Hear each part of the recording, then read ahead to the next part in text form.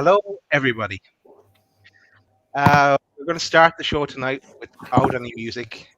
We want to make a tribute towards our good friend and regular guest to the channel, Chris A, who sadly passed away at the weekend. We had heard the news on Tuesday evening, which we did not believe. So yeah, we just wanted to really start our show and lay tribute to Chris. Martin, I'm going to hand over to you first. Thanks. To be honest, I've been struggling with this for the last couple of days. Anybody that knows me on this show, I'm probably the one that's the pain in the arse most of the times, the messer, the one that's loud and obnoxious and interrupts. But I've really struggled with this. I suppose Chris was somebody I kind of really clicked onto. Obviously, we met a long time ago. When we first started out on the international shows, we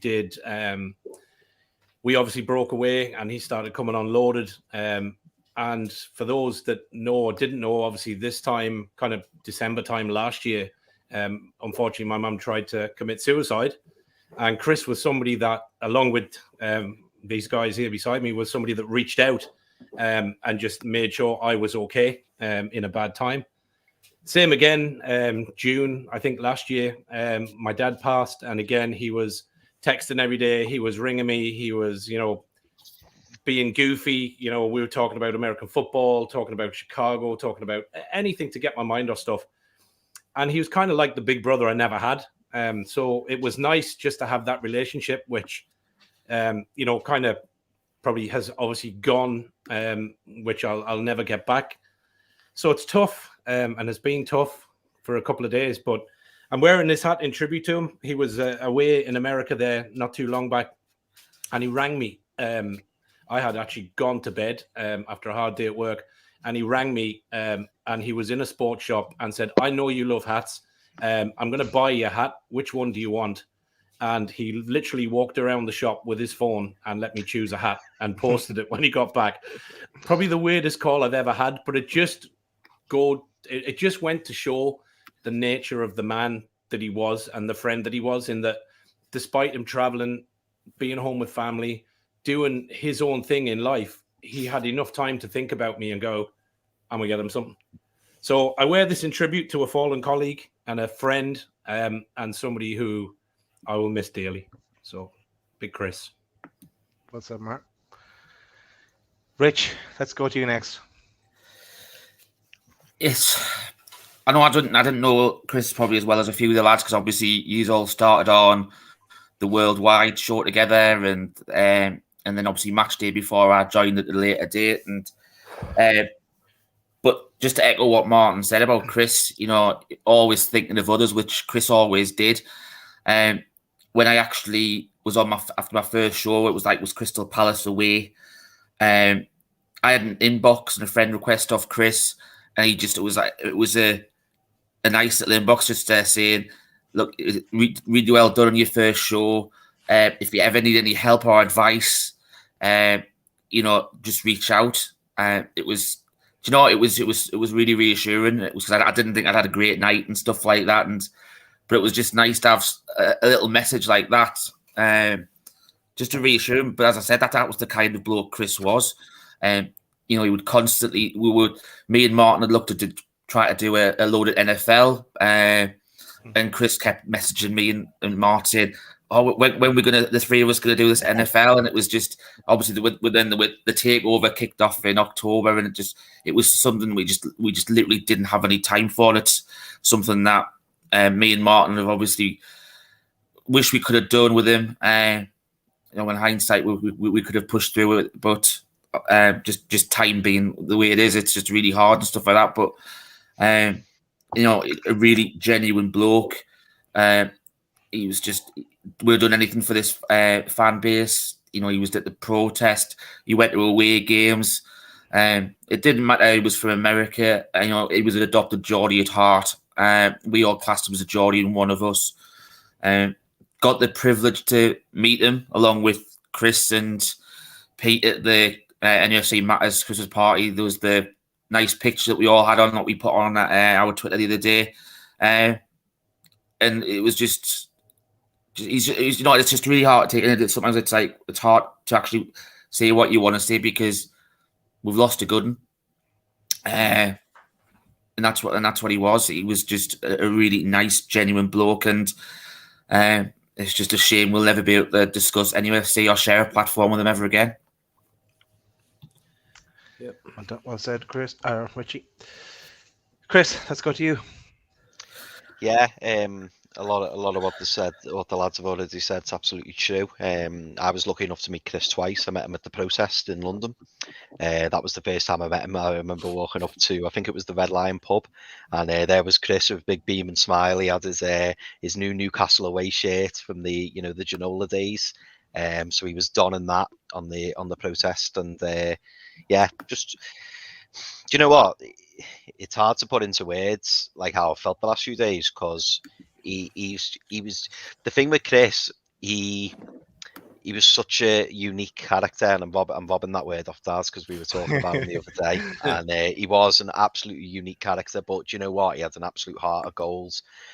Really nice fella, and do you know what? I was saying to the lads the other day, I've never met somebody who's so like a sponge. Like he just wanted to know as much as he possibly could, and like he obviously started supporting Newcastle later on in life, but like he wanted to know everything, and he was so passionate and so keen, to learn more about the club.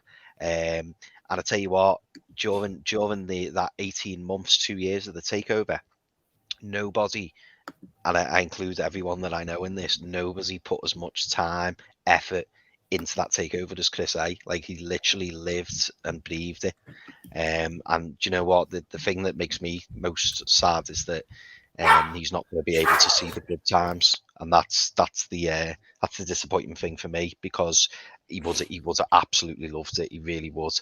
But I just wanted to say, that he's going to be sorely missed by us all on the show, and also, on the other shows, NUFC Matters and other shows that he was a part of, especially Our Leads as well, where he was a prominent figure. But I'll fondly remember him, and I will miss him messaging me both on Twitter and WhatsApp, asking me, questions about Newcastle, and also asking how certain Everton results have gone down in the house. He always used to ask me that because my wife and my lad, they support Everton, and I'll really miss that about Chris. But hopefully, he's in a good place, and I'll really miss him, really will. Thanks, Chris. Pete? I think Chris is like sort of hit the nail on the head there, where he talked about, how Chris, we'd always message him and always take the time to message him and go out of his way. I think if you asked every single one of us and many others that that we've shared the screen with in the last year and a half, they would say exactly the same about him. He was just a genuinely good guy. And in this world, it is sometimes very hard to come by having a genuinely nice guy that thinks and does things for the right reasons, for you. And he was exactly that. It was a pleasure to be on so many shows with him, to talk football with him, like Chris, off and on the screen. I'd get messages from him all the time. We talk most weeks about different football results, mostly about our reactions and mostly about when I'd probably kick off about something. He'd message me and we'd discuss it a little bit more off air. And he always took the time to message, and I really appreciated that. I was lucky enough to meet him a few times.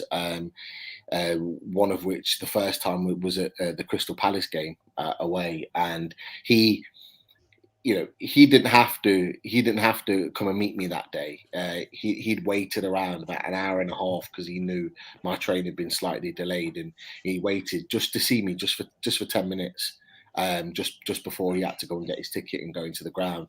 And that just kind of like says everything about him as a person. He just cared so much, and we had some great chats about football, and just great chats about life and different things, really.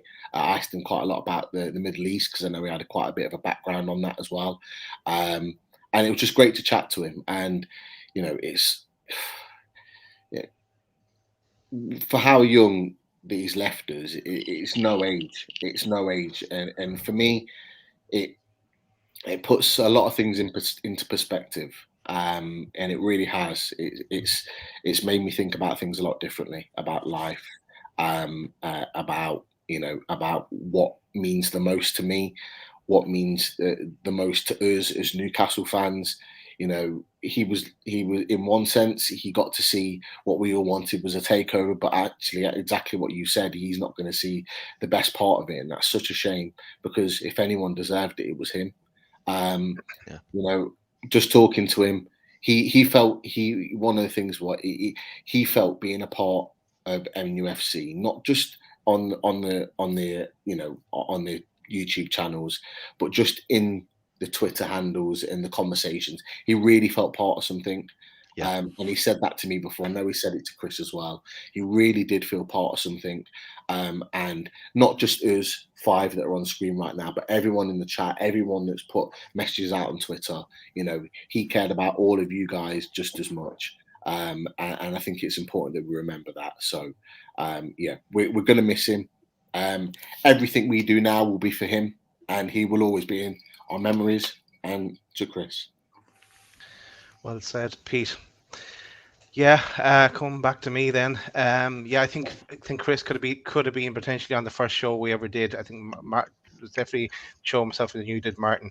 I just always remember Chris from the match day lives on Matters, and the great fun we had whether what would we discussing, what he'd get up to along the way. Everyone remembers the classic Annika Rice show. I absolutely love that. I sent that on to the lads.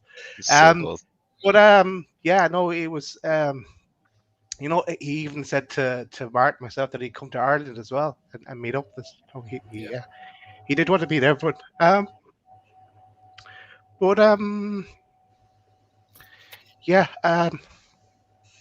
guess, and actually, the thing I wanted to say is the questions. He would never stop with the questions. He'd send you a text, and 10 texts later, he's still going with the questions. They just kept going. But he'd have no off switch. Like, he would text me at all times of night and go, "What about that? And when can I get into the chat group? And when will you put me on WhatsApp? And when will it?" And he'd just be like, "Dude, it's like 3 a.m. I've got work. Will you stop?" Like, such an intelligent guy. But then sometimes I'd be chatting to him and I'd go, "Oh my God, you're so simple at times." It was just like a complete switch over. But yeah, you know, I'm going to remember the good times and not the bad.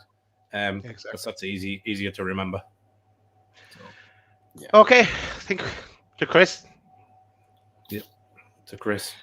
Rest in peace, buddy. Yeah. Miss you, fella. Okay, let's take 45 seconds to compose ourselves. Yeah, please. Yeah. And then that's what this intro is for, really. Let's start the show.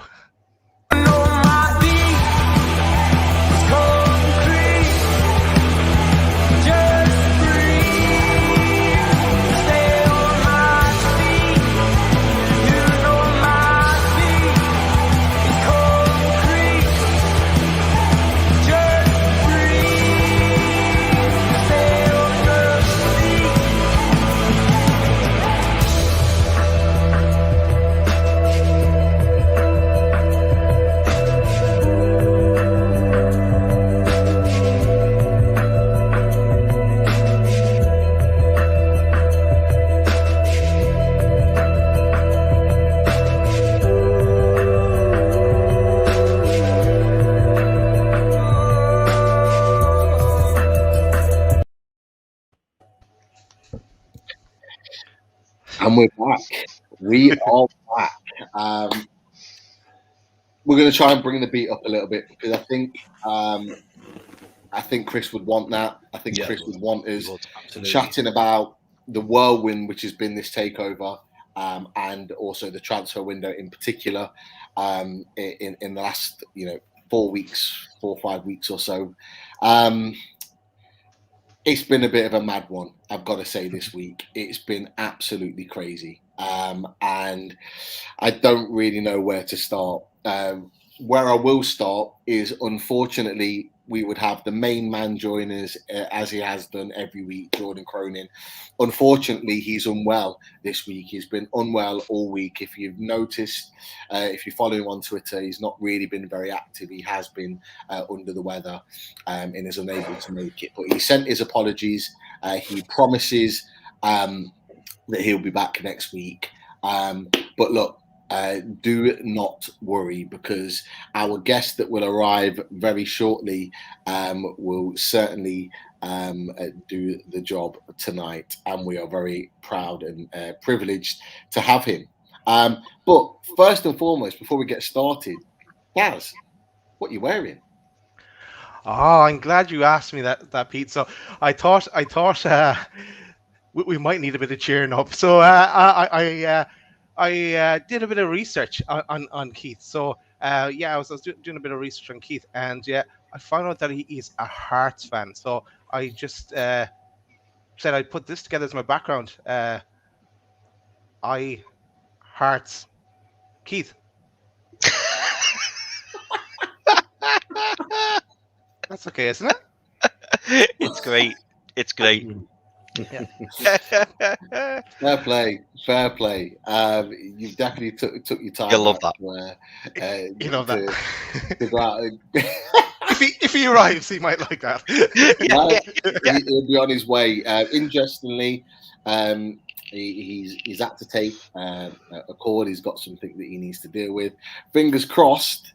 It's something transfer related, but I'm sure we'll get into that. And as on time as always, I think the man has arrived. He is in the building. So look, let's not wait any longer. We are really proud and privileged to have him on the show. So let's welcome him in. Hi, Hearts, Keith. Hi guys, you okay? He is. Welcome, Hi, Keith.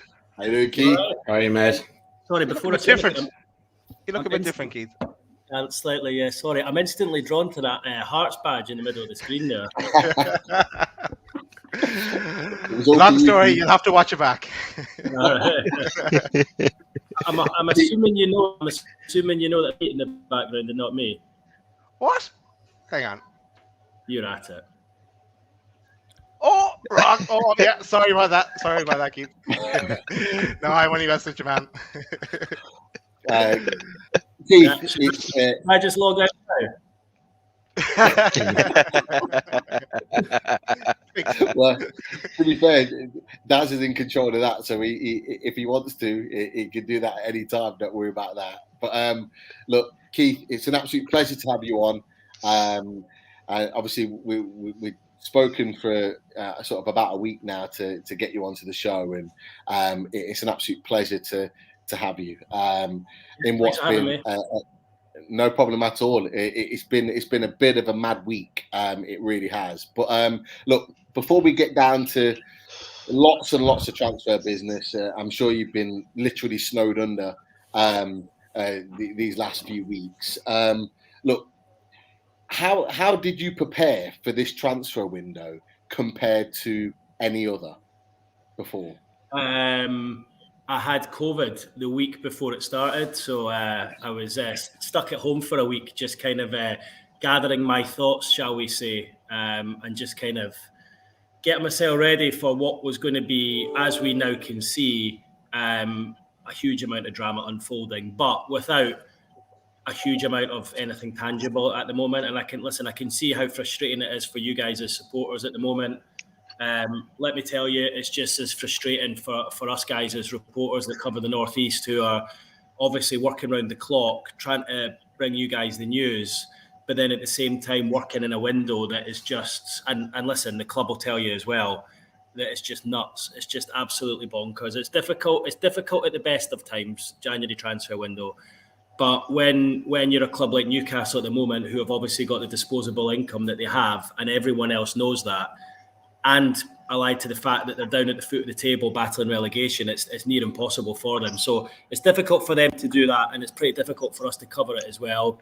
Listen, it's still fun But I have to say, I'm counting down the days till February the 1st. I'm going to take a couple of weeks off because I'm absolutely shattered. But listen, you guys will be the same because I suppose you're all immersed in it as well. You're reading everything. You're hanging on to every word or every little report that's out there as well. So listen, I feel for you, but just remember this time last year, or just remember this time in the summer when you weren't getting linked to anyone at all. So weigh it up, and what would you prefer? Oh, exactly. I would agree with you. And you know what was really interesting, and Mark, you can come in on this because you were talking about this before we came on air. Because one of the things, Keith, that Martin was talking about is related to sort of the fans' frustrations over this last week about deals not being done. Mark, take it away. Go on. Yeah, I think I said to the lads, like I've actually started to block a few people on Twitter because obviously we had the bad news about Chris this week, so I've been kind of having a tough time anyway. But I've just found the negativity really bad. The atting the owners and that they don't know anything. They've not got the right people in place. Why are we not paying millions? Get it done. We might go down. I just don't get the negativity. I get the frustration, but it's like, everybody knows that watches football, that looks at stuff. It is a notoriously January is a bloody awful window to try and do any kind of deals, let alone do the size of the rebuild that we need to as a club to even get anywhere up the Premier League. So I think we need to be cognizant. And I put something up on Twitter probably a couple of weeks back, and just very similar, Keith, to what you said, which was just remember where we were and that every journey has a beginning and we need to start somewhere. And not that I'm negative in any format, but if that happens to be that we do by chance get relegated and we have to rebuild, I'm kind of okay with that, because I don't want it, but I'm okay with it because I know that our future is secure with the people that now own us. So for me, I'm not. I didn't really look at Twitter too much today. I'm not. If we get players in, once you've reported it, and they're in a picture with a black and white scarf, I'll be a happy lad. But until then, all the talk about money and everything else and all the negativity, I'm not bothered at all. I think what people need to remember as well, and I think a lot of people are forgetting, is financial fair play. What you spend in this window is then going to have a knock-on effect on what you can spend in summer, next January as well. And I think that the worst-case scenario right now would be for you to buy a whole host of players in excess of £100 million and get relegated anyway. So I really think it's a fine balancing act. And I think for the owners right now, they want to satisfy you guys as supporters. They want to make sure that they get the players in that you want, or at least some of them. But they have to weigh that up with getting ripped off as well. And I think if they could have chosen it, they would have much rather worked in the summer window first of all. And I think you would have probably found players came to Newcastle a lot easier. But I think agents, clubs, and players themselves, by the way, are looking at Newcastle United right now and looking at the potential riches on offer, and they're just making it really, really difficult. And the consortium, those who are working on the ground here in the UK and trying to sign players, they will be learning very, very quickly. This is a real tough learning curve this month. I think if people just see that dollar sign and see the cash cow, Keith, so it's like, and I think that to us is evident from some of the deals that you see money thrown around. You look at the deal for Botman with Lille. It's to us, it looks like, the goalposts keep getting moved and getting changed. But at some point, I think the owners have to be sensible and walk away and go, listen, it's just not a deal that we want to throw 60 or 70 million at, and look at other options. And whilst that's frustrating, I think we have to have a patience and a trust in that they'll do the right thing by us. And I think, going back to the Twitter piece for me about, and I've seen people talking about at the owners, don't at the owners and stuff.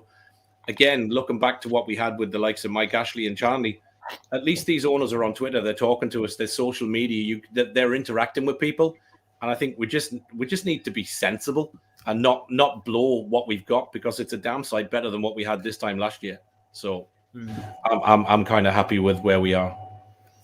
Definitely. Keith, look, we've just talked about obviously the fans and some of the reactions, some of the fans' frustrations. You've kind of given us a sense of reality with regards to the FIFA Fair Play and the money on offer and how it can have a knock-on effect. In your opinion, in your personal opinion, How have you assessed the window so far? I mean, listen, I don't think there's any getting away from the fact. It's the biggest disappointment is the fact that you've yet to bring in a centre back, at least one. And I think we've seen that in the last couple of games, how much a new defender has been needed. Even just to sort of gel with who's there, and I mean, that defence hasn't been changed in so many years. Just for someone to come in and have a new voice and a new presence there, and I think that was the priority. I think it was a priority for the manager, and I think it was a priority for the owners as well. And listen, I think that's the sort of the main criticism that I can say they've not managed to get one in yet. Now, you mentioned Sven Botman. We've got the situation with Diego Carlos at the moment, which is a moving situation. That one still isn't dead. But if you were to bring in either of those players, you're going to be paying a premium for them. But I do think that the owners are probably coming to the realization now that if they are going to pay a premium or overpay for someone, it is probably going to have to be for a centre back. And obviously, disappointingly for them, as the month ticks on, the games dwindle as well, and that gives you even less of a chance of getting out. Now, had you beaten Watford last weekend and you're out of the bottom three, there probably isn't that much of a rush to get someone in for the Leeds game because things are looking a little bit brighter. But due to the result at the weekend, it's just magnified things even more, and in turn made players, some of them, a little bit more reticent to joining. But in Diego Carlos' situation, he's made it clear he wants to come. He's handed in a transfer request. He's going to more than double his wages if he comes to the club. I do feel there is a chance that one might still come. But to answer your question, I would feel they'll be disappointed they've not brought in a defender. Yes, they acted very quickly on Chris Wood once they realised he was available. Okay, didn't have the best of debuts, but you can't judge anyone on one game. I think the signing of Kieran Trippier was genius. I think that was a brilliant move for the club. You can see his quality straight away. He's a captain in the making, and he's made it clear that he's here for the long term. That this isn't someone who wanted to sign and then agree a relegation clause. This is someone who said, if we do get relegated, I'm in here for the long run. And you've got to remember, that is the sort of player Eddie Howe wants to sign. So Chris Wood's the same as that. And then, so that as well, by doing that then reduces the pool of players you can pick from, because that is the sort of players Eddie Howe wants to bring to the club. I have to say, as the days tick on towards the closure of the window, I think they may have to start looking at maybe bringing in someone or one or two who they give a relegation clause to. That hasn't happened just yet, but as it carries on and maybe they get a little bit more desperate, that has to happen. Now, I think everyone would have liked to have seen 4 or 5 signings in by now, and we have to remember the consortium did say before Christmas that lots of planning had gone into this. Have those plans managed to see a lot of tangible success? You question that right now. Yes, there's 2 signings in. Trippier was planned. Wood just kind of came out of nowhere. So, there's positives and negatives.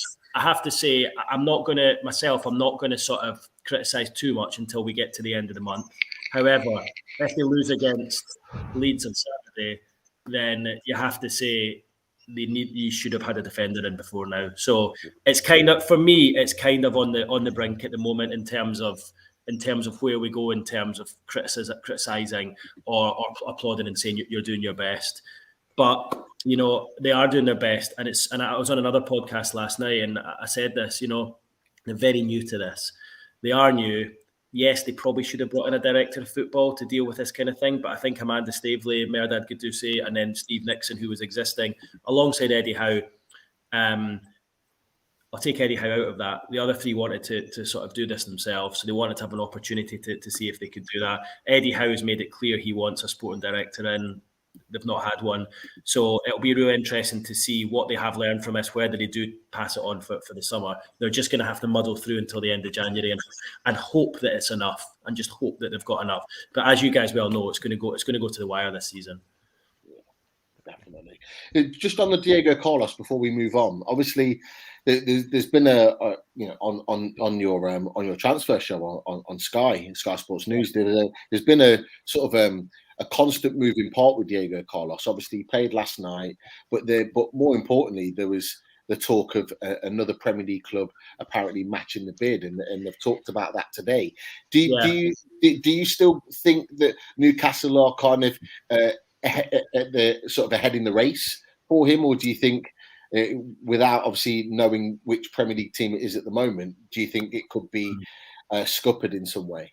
Well, listen, just to be transparent, I don't know of the other club who are interested in. That's come from another reporter at Sky. So that is something that I don't know. Yes, I'll take the other reporter's word for it, but I'm unaware who that is and what the offer is. I just know of Newcastle's interest in the player, and it's serious interest. They've gone in a couple of times now, so much so that the players asked for a transfer away. Interestingly, even just looking at his social media last night, when I think the local newspaper put a story out saying that he was going to stay for the long term, and then he put like a laughing face or something on his story, which kind of told you everything. It just confirmed the fact that he wants to go. I think he's interested in the project. I think he's interested in the fact that he's going to more than double his wages. He's 28 years old. It'll be one big sort of contract for him in his peak years. You know, if he comes and signs a 3-4 year deal, it'll take him into his 30s.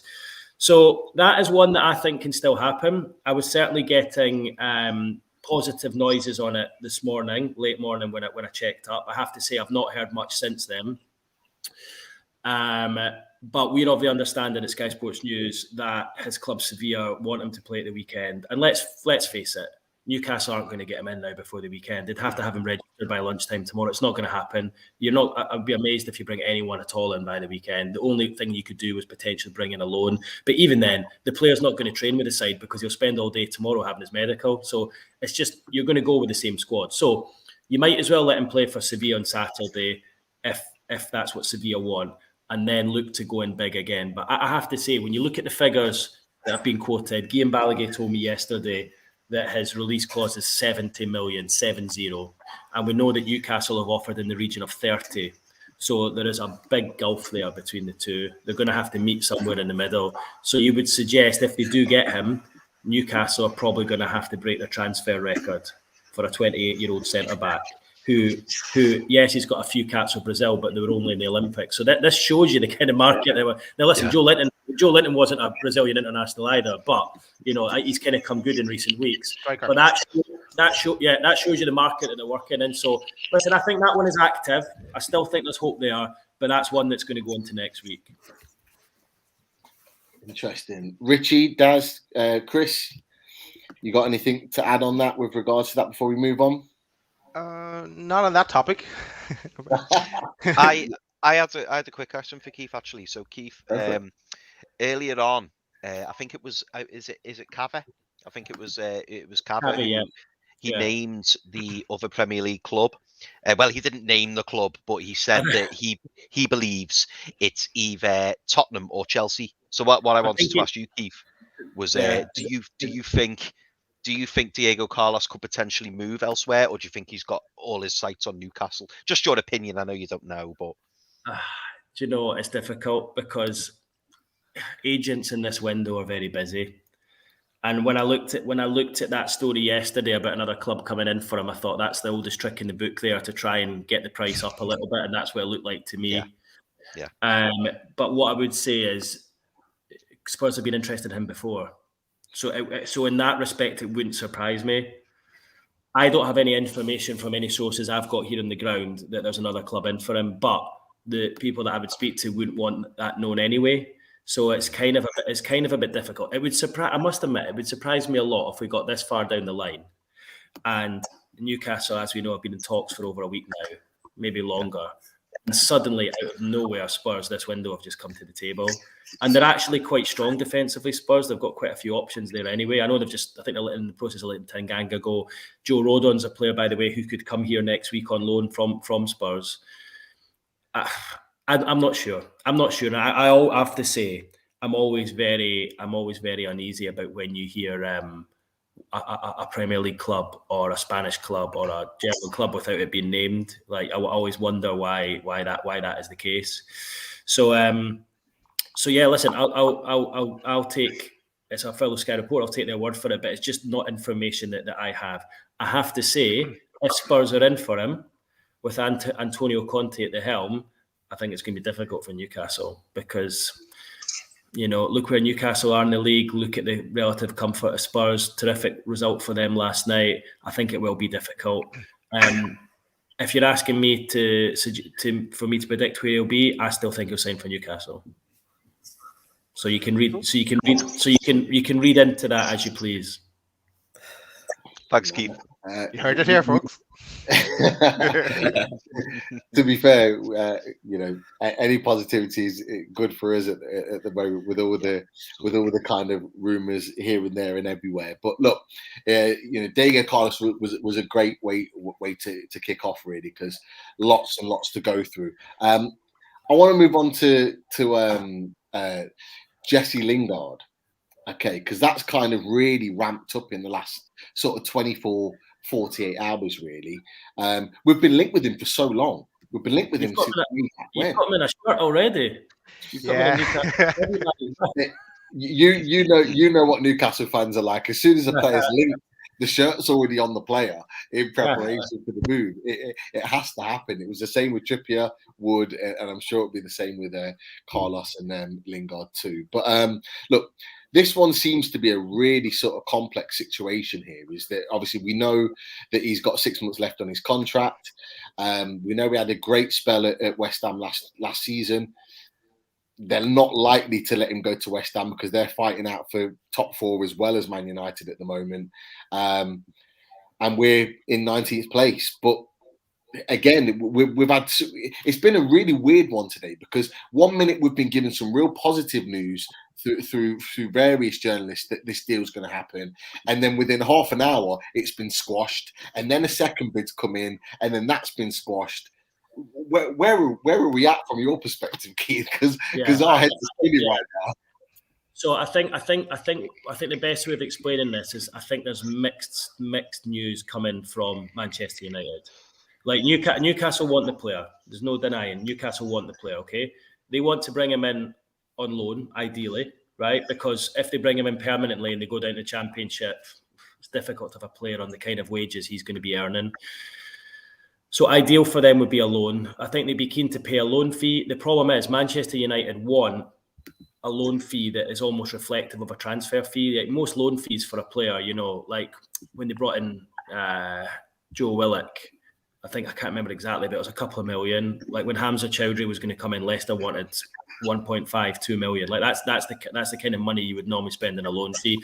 But I think what Manchester United want to reflect what they believe is his value, even with just 4 or 5 months left in his contract, is essentially a transfer fee. So you're probably talking double figures. We don't have an exact figure. I think a few of us are suggesting around 10, 12 million pounds, which is a lot for essentially taking someone on loan for a few months. So I think the best way to explain this is I think the player would be keen to come if Newcastle make him an offer that he cannot refuse. Remember, this is a player that has the power is all in his hands at the moment. Okay, his contract is nearly up. He could go anywhere he wants in the summer, really. There'll be all sorts of clubs in for him that could pick him up for free, and he could name his price in terms of wages. So he's got that. Yes, he wants to play football now, but it's Newcastle who are in for him, who, as we've already said a couple of times, and it's glaring everyone in the face, are currently second bottom in the Premier League. And in terms of that, it's not that attractive a prospect to him. So it would need to be an offer that he cannot refuse. So Manchester United, I think, would probably reluctantly let him go if they get what they feel is his true value. So that then means it's up to Newcastle to come in and offer 10, 12 million pounds essentially to have some for 3 or 4 months, right? And with that, so that they're overpaying for the player, right? But I saw a couple of guys on Twitter earlier saying that's fine. I'll pay 12 million pound for a player for 3 months. Just do it. But I just don't know if that. I don't know what kind of message or signal that sends out to everyone else. And you've got to remember, the more Newcastle spend on a player, the more other clubs are like, right, hang on, they've just got money to burn here. Let's fleece them. So they're trying to send out the right message, the owners, at the same time as well.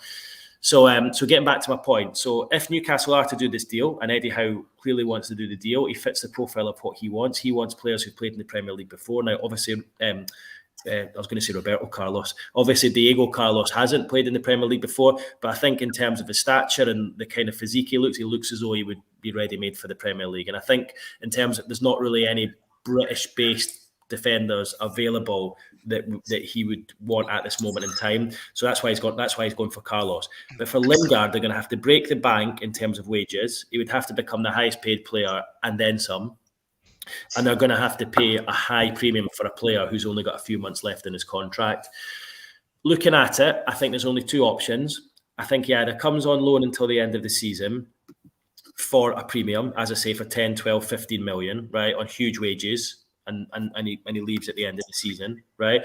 Or Newcastle sign him on a permanent deal now for probably a similar fee, huge wages again, but they'll need to give him a release clause.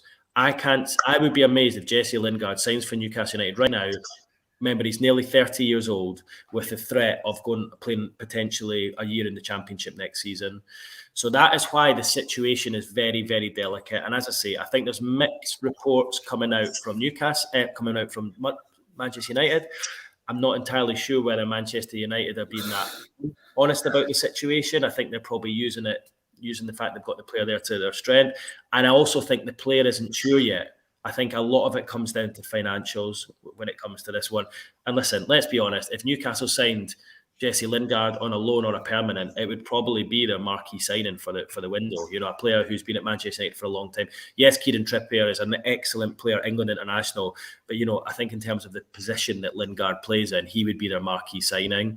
I don't think it's what the consortium want. I think they would rather get the defensive situation sorted out first, but they know that time is ticking on, and they know that that's probably going to now drag into next week. So they've almost tried to hurry up this one and get another one ticked off.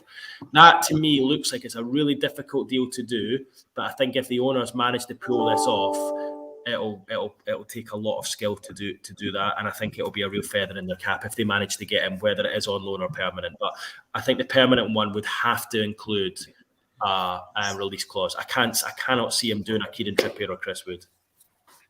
It's probably hard to persuade them to come as well, Keith, isn't it? Because Jesse Lingard is also in a very favourable position because he can stay on the wages that he's on at Man United, and then at the end of the season, he can basically pick whatever club he wants with whatever signing on fee he wants.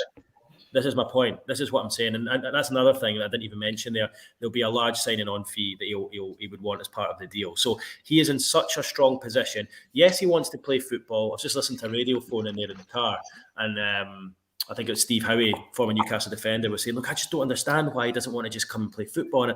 And I think he does, but he just knows he's in such a strong position. And he knows that if he wasn't to go to Newcastle, someone else is going to come in for him. Someone's going to take it. Like if he only, even to be fair, even if he signs a loan deal for Newcastle, I think he would be up for that. If he signs a loan deal for Newcastle, that allows him to then get a deal again in the summer. So I think that would be a good option for him. The problem is Manchester United won't loan him out unless Newcastle offer a ridiculous amount of money, and Newcastle try not to get ripped off. So it's a game of poker, really. It really is a game of poker, but it's a game of poker that you've not got time to play because the games have been coming thick and fast. Yes, you've got a break after the Leeds game, but it's just a shame that the Leeds game's coming and you've not been able to add anyone else in.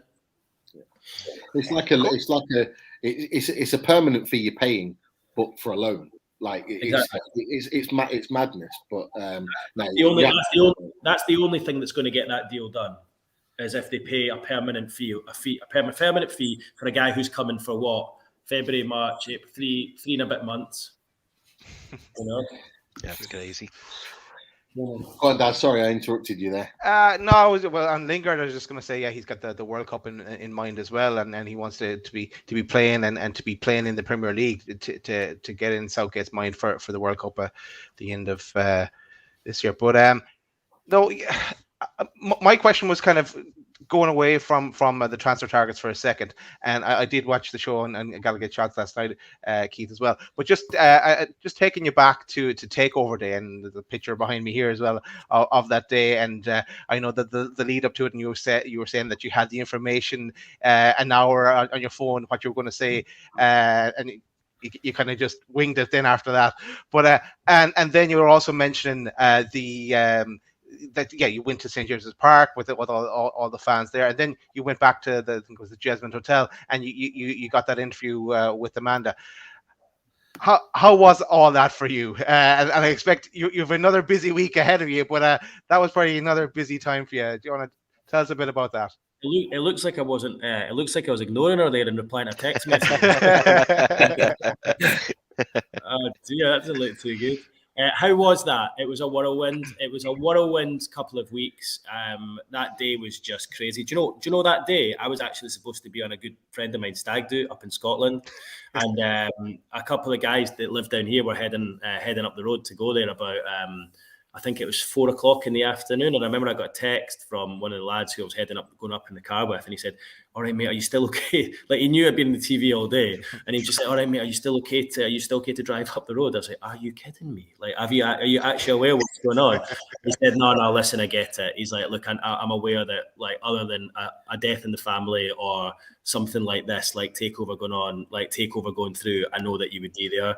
And I eventually got up there I managed to get up there for the third day, the Saturday night, for a few hours, by which point it was day 3 of the hangover. So you could, day 3 of the stag do, so you can imagine what kind of condition they were in. But yeah, do you know what? It was just a few days that I'll always remember. It's just a few days that'll live with me forever, because it was just so crazy. It was amazing to be part of. You said there in your question, and I think I alluded to it last night, that I'd planned what I was going to say. Like I'd planned what I was going to say for months, actually, even longer than that, because we all kind of knew that it was going to happen. I'm sure you guys probably had almost planned how you were going to celebrate it and planned what you were going to do. And then when it actually happened in the day, because it kind of came out of the blue, everything went out the window a little bit. I mean, even the night before, when I went to bed and I got hardly any sleep the night before, I was planning, going through my head how I was going to say it, because I knew by then, I knew Amanda Staveley and the consortium were in Jesmond Dean House. Ironically, like where I walk the dog most days, walk past there, and it's this quiet little idyllic place. And then it just became the hub of the football world and the hub of the news centre for the next week or so.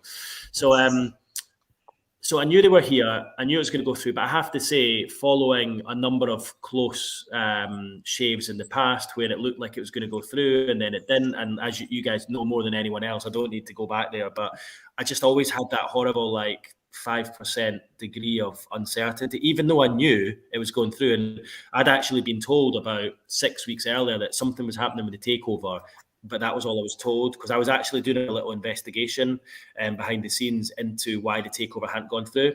And I was trying to speak to the DCMS, I was trying to speak to the Premier League, I had an interview with Mike Ashley lined up, I had all these things, and I was doing a half-hour documentary that Sky had asked me to do.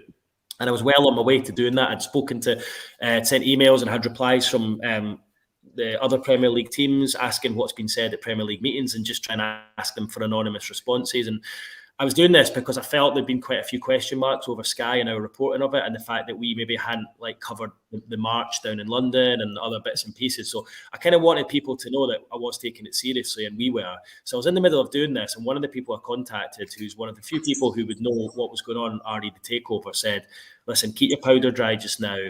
Something could be happening regarding the takeover. And they gave me the date of the 26th of September. And the 26th of September came and went, nothing happened. I thought I'll give it another week or two. And then, of course, all this stuff started breaking about beIN Sports.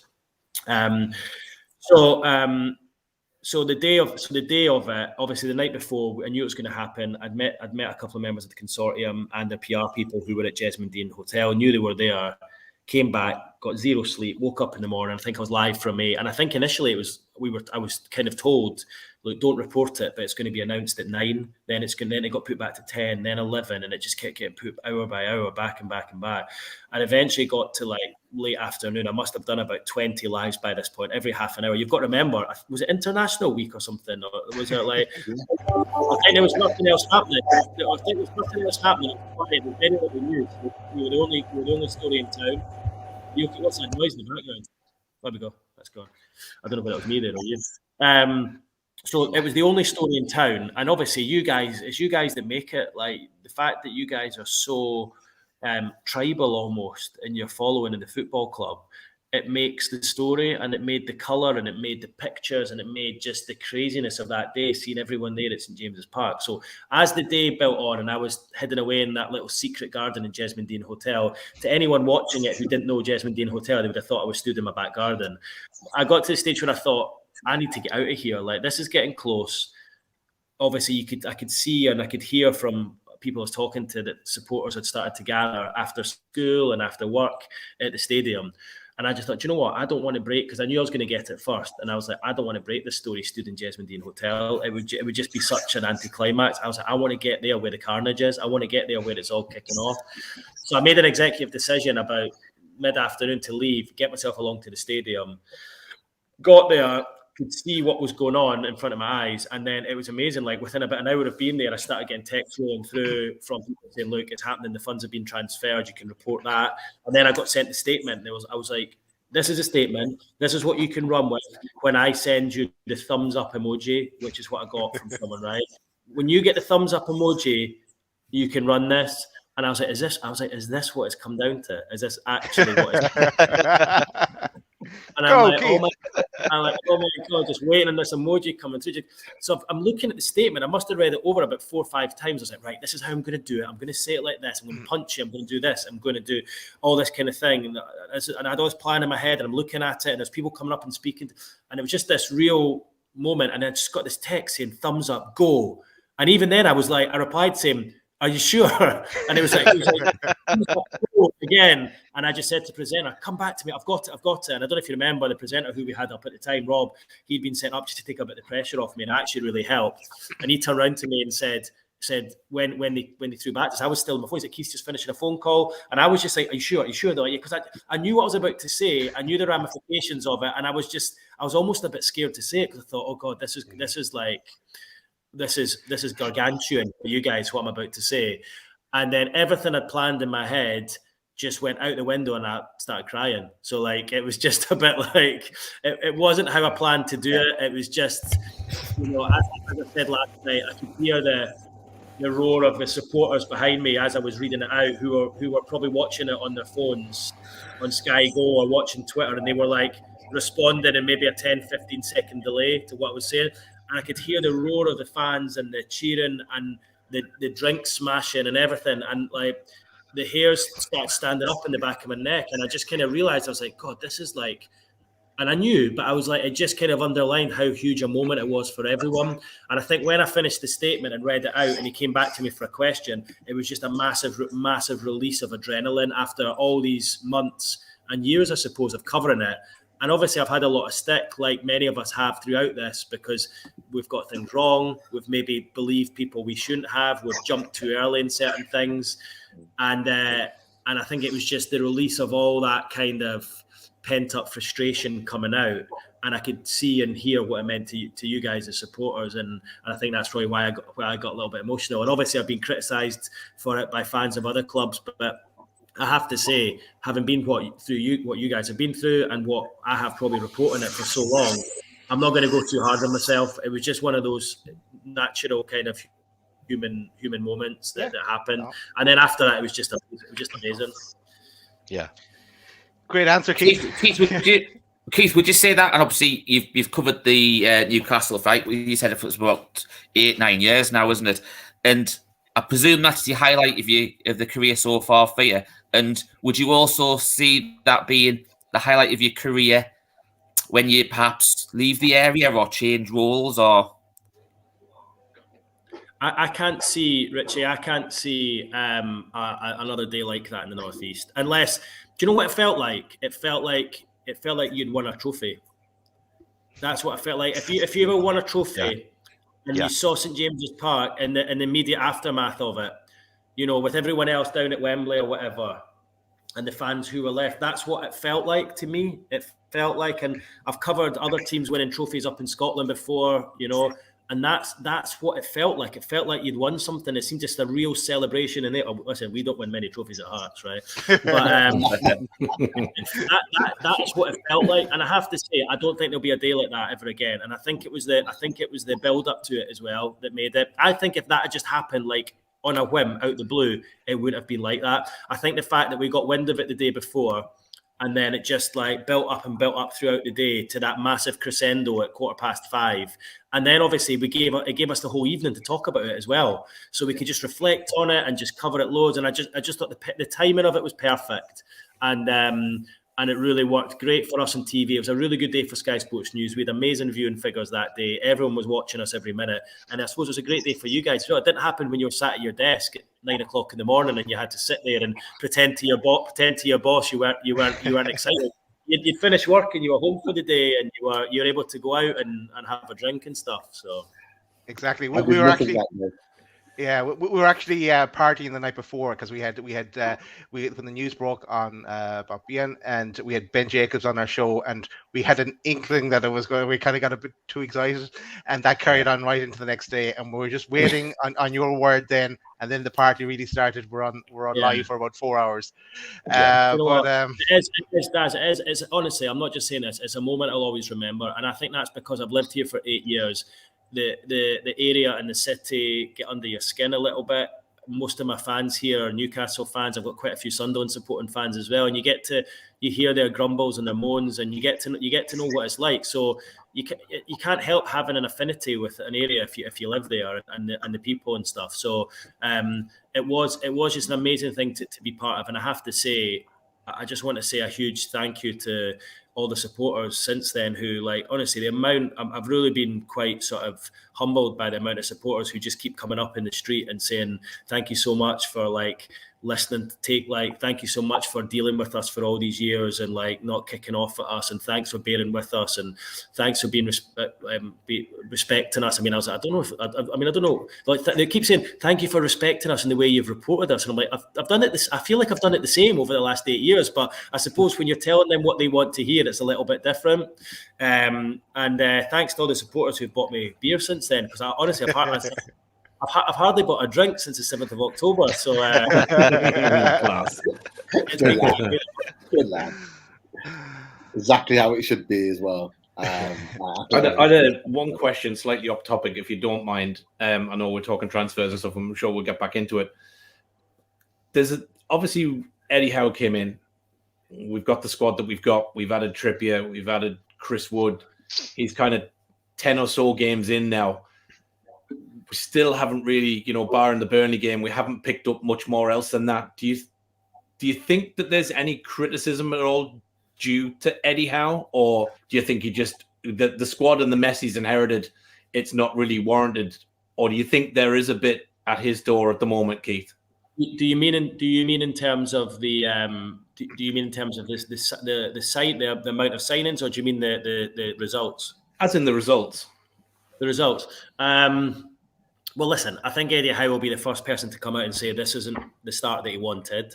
1 win in the first 10, which included a cup exit to League One opposition at home. I think it's fair to say the players are happier. I think it's fair to say there seems to be a vibrance around the training ground when you speak to people, and they're enjoying him and his team. And I think it helped the fact that the likes of Wilson, Richie, Fraser knew him already from the past. So I think that's good. There seems to be more harmony around the place, but you can be as harmonic as you want, but you need to transfer that into results. And I think Eddie Howe knows that himself. I don't know. Listen, I'm not a tactician. I'm not a manager. It looked to me a little bit on Saturday that the players had almost in the second half, like they were almost hanging on a little bit. Maybe he could have gone a bit more defensive and chucked on like Matt Ritchie wing back and gone 5 at the back, or done something like that and just sat in, because it almost looked as though the players were kind of hanging on, but still in that same 4-3-3 formation or 4-2-3-1, whatever you want to call it. So yeah, and listen, that might be something that's, as you say, that's in the players' minds from before as well, that there may be just, and I think Eddie alluded to that as well and said that he's hoping that it's not maybe a mental thing, a mental block that they've got. I think it's unfair to criticise yet. I think you have to wait until the end of the season. I mean, that Manchester United game was amazing to watch.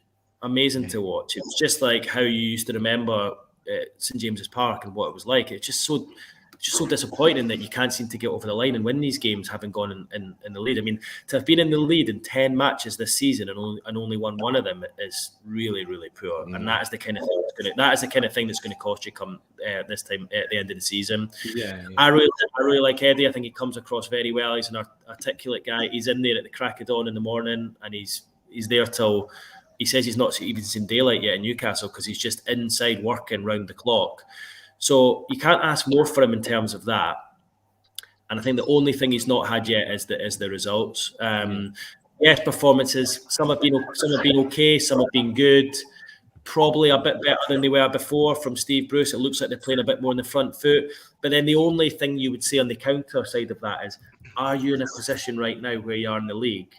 And I suppose the confidence of the players to play in the front foot. That is the question. Is there a time and place to do it? And should he maybe just be sitting in a little bit more? But then you can't play for draws. They need to get wins. So listen, he knows better than me. He knows the players as well. It feels like everyone trusts him. It feels like the supporters trust him as well. I think it's unfair to judge anything until the end of the season. I think if you lose against Leeds at the weekend, then it's going to become really, really difficult. But you go and beat Leeds at the weekend, and suddenly you're forgetting about what we're even talking about just now regarding it. And don't get me wrong, I'm not trying to create a pylon or anything. It's just, again, with the fickle fan base that we have, again, Twitter-wise, you see people, how out, all the rest of it and everything else. And I just think, we would, us as a group, the lads were chatting about it. I think he's got to be judged, as you said, when he gets some of his players and he's able to play his system the way that he wants to play. So I think he's kind of handcuffed at the moment to a degree. I have to say, I've not seen any of that out. That's something that I've not seen. I don't know if I'm maybe not following the right people or whatever, but I haven't seen that. And I have to say, if anyone is saying that already, I think that's hugely unfair. That's hugely unfair at this stage. Absolutely. For a manager to come in after 10 matches, he's not even had one transfer window to work in. I just think it's wrong. You speak to most managers, they want at least 2-3 transfer windows to work in. It's just a shame that he came in and he was firefighting from the word go. From day one, I think he's found this transfer. I think he's found this transfer window really difficult as well, because he was hoping, I think, they would have a sporting director in to take a bit of the pressure off, and I think he's having to do a lot of the work now. So the work that he's got on the training field has almost been doubled now by what he's having to do behind the scenes as well. Yeah. Okay. All right. Just on the point that Mark made, because it was a really good question. I think one of the things that I've seen more so than anything in this last week is a comparison to what Gerrard's done at Aston Villa in comparison to what Howe's done at Newcastle. And the one thing that I've said to a number of people, just people I've been speaking to about that, is that, Aston Villa are not sitting 19th in the table. They've heavily invested this summer. They've been able to have that summer to heavily invest, unlike we have. And we have, as you alluded to, Keith, the last centre back we signed was in 2018. I think it was Federico Fernandez for $6 million from Swansea. Like, that's a long time ago. That's a long time ago in terms of, being able to improve an area that is significantly damaged right now. It's not the area that it once was under Rafa Benitez. And Gerrard's come into a very kind of calm, relaxed situation. And been able to really kind of put his stamp on it, whereas Eddie Howe's not. Eddie Howe's literally been, like, as you and Martin said, firefighting until the January transfer window in order to be able to sign players to improve the team. So that's the one thing there. But what's your thoughts on the kind of comparisons to Steven Gerrard and Eddie Howe? Well, listen, I thought at the start, because I know Steven Gerrard from what he's done at Rangers, and I've been well aware of what he's done up there, and I thought he probably should have been right at the top of their list in terms of managers to go for. And by all accounts, I think Gerrard would have been quite keen for the job as well. But listen, it's everyone's decision to go for who they want to go for. And Eddie Howe has come in and made a real difference in terms of the feeling around the place, and he's really great to deal with, and the players all like him. He brought Kieran Trippier to the club. Would Kieran Trippier have gone to Aston Villa? Probably not. Gerrard's got Coutinho to the club. Would Coutinho have come to Newcastle under the current situation? Probably not. He's gone there for Steven Gerrard. So it really depends whether you want to bring a manager in for who they bring to the club, or what they're going to do to the whole ethos of the place. Listen, I really rate Steven Gerrard. Every time I've spoken to him when I've done some at Rangers, he's really, really impressed me. He's the kind of guy who commands respect as soon as he walks in a room. He's a very different sort of manager to Eddie Howe, who's probably a bit more sort of quiet, whereas I think Steven Gerrard, if he's unhappy with you, you'll know about it. So, listen, I'm not in a position to criticise or tell the owners they should have got him. Sometimes even the best managers struggle. Look what's happened with Rafa Benitez at Everton. Like sometimes your face just doesn't fit sometimes, or that can happen. And that doesn't mean that the manager's not a good one. It's sometimes just not the right situation. Eddie Howe's come in a position where, as you say, he's been firefighting from the start. Gerrard's had a bit more comfort to work in. But there's no doubt that Steven Gerrard is the man who's attracted Coutinho to the club. And probably Lucas Digne to an extent as well. But as we know, Newcastle were in for Digne. He's gone there. He's gone to Villa, one, because of Gerrard, and two, because they're in a more comfortable position in the league and probably didn't want to be battling at the foot of the table. I mean, from what I've told, Newcastle made him a really, really attractive offer, but he's gone to Villa instead. So, yeah, listen, I don't know. I don't like sort of casting aspersions on managers and who they should be. I just felt at the start Gerrard should have been high up their list. I think he did come into the thinking, but for whatever reason, they've decided to go elsewhere. And I think out with a couple of late equalisers and the team holding on in a couple of games, I don't think we'd be sitting here having this conversation. Like, I think Eddie Howe's start is actually solid enough, but I think he's been let down a couple of times by just the players switching off, or maybe just that mental thing that he's mentioned. So let's give him till the end of the season and see there. But I think I got to say on a personal level, I've enjoyed dealing with him, and I've enjoyed in general watching his team play football. Okay, Keith, I just want to ask, as you were on about how Eddie Howe's been going on since he came in there, are you aware of any clicks, so to speak, with some of the players? Because obviously, I think if you look at the Watford game on Saturday, even Eddie said he was a bit surprised how they went all defensive as soon as they scored. Do you think there's a leadership battle like between some of the players and the management team, which has overruled each other, and that's he's just not getting his message through to all the squad that the way he'd like to? I don't know. It's a fairly loaded question. I don't know. I mean, you've got to remember at the moment as well, we are still, as journalists, doing a lot of our work virtually. We are still doing a press. I'm not up there watching training or seeing what's going on or whatever. So it's difficult for me to get a feel. All I know is from the players I've spoken to and people behind the scenes, I'm just hearing that everything there's a lot more harmony now. I don't get the impression that there's any real infight. I think the only sort of issues that they had in the past were with the frustration as to how things were going, probably under the previous manager. I don't think there's any issue that I think that just comes with a team who's struggling near the foot of the table. I really do. I just think mistakes comes, issues with confidence.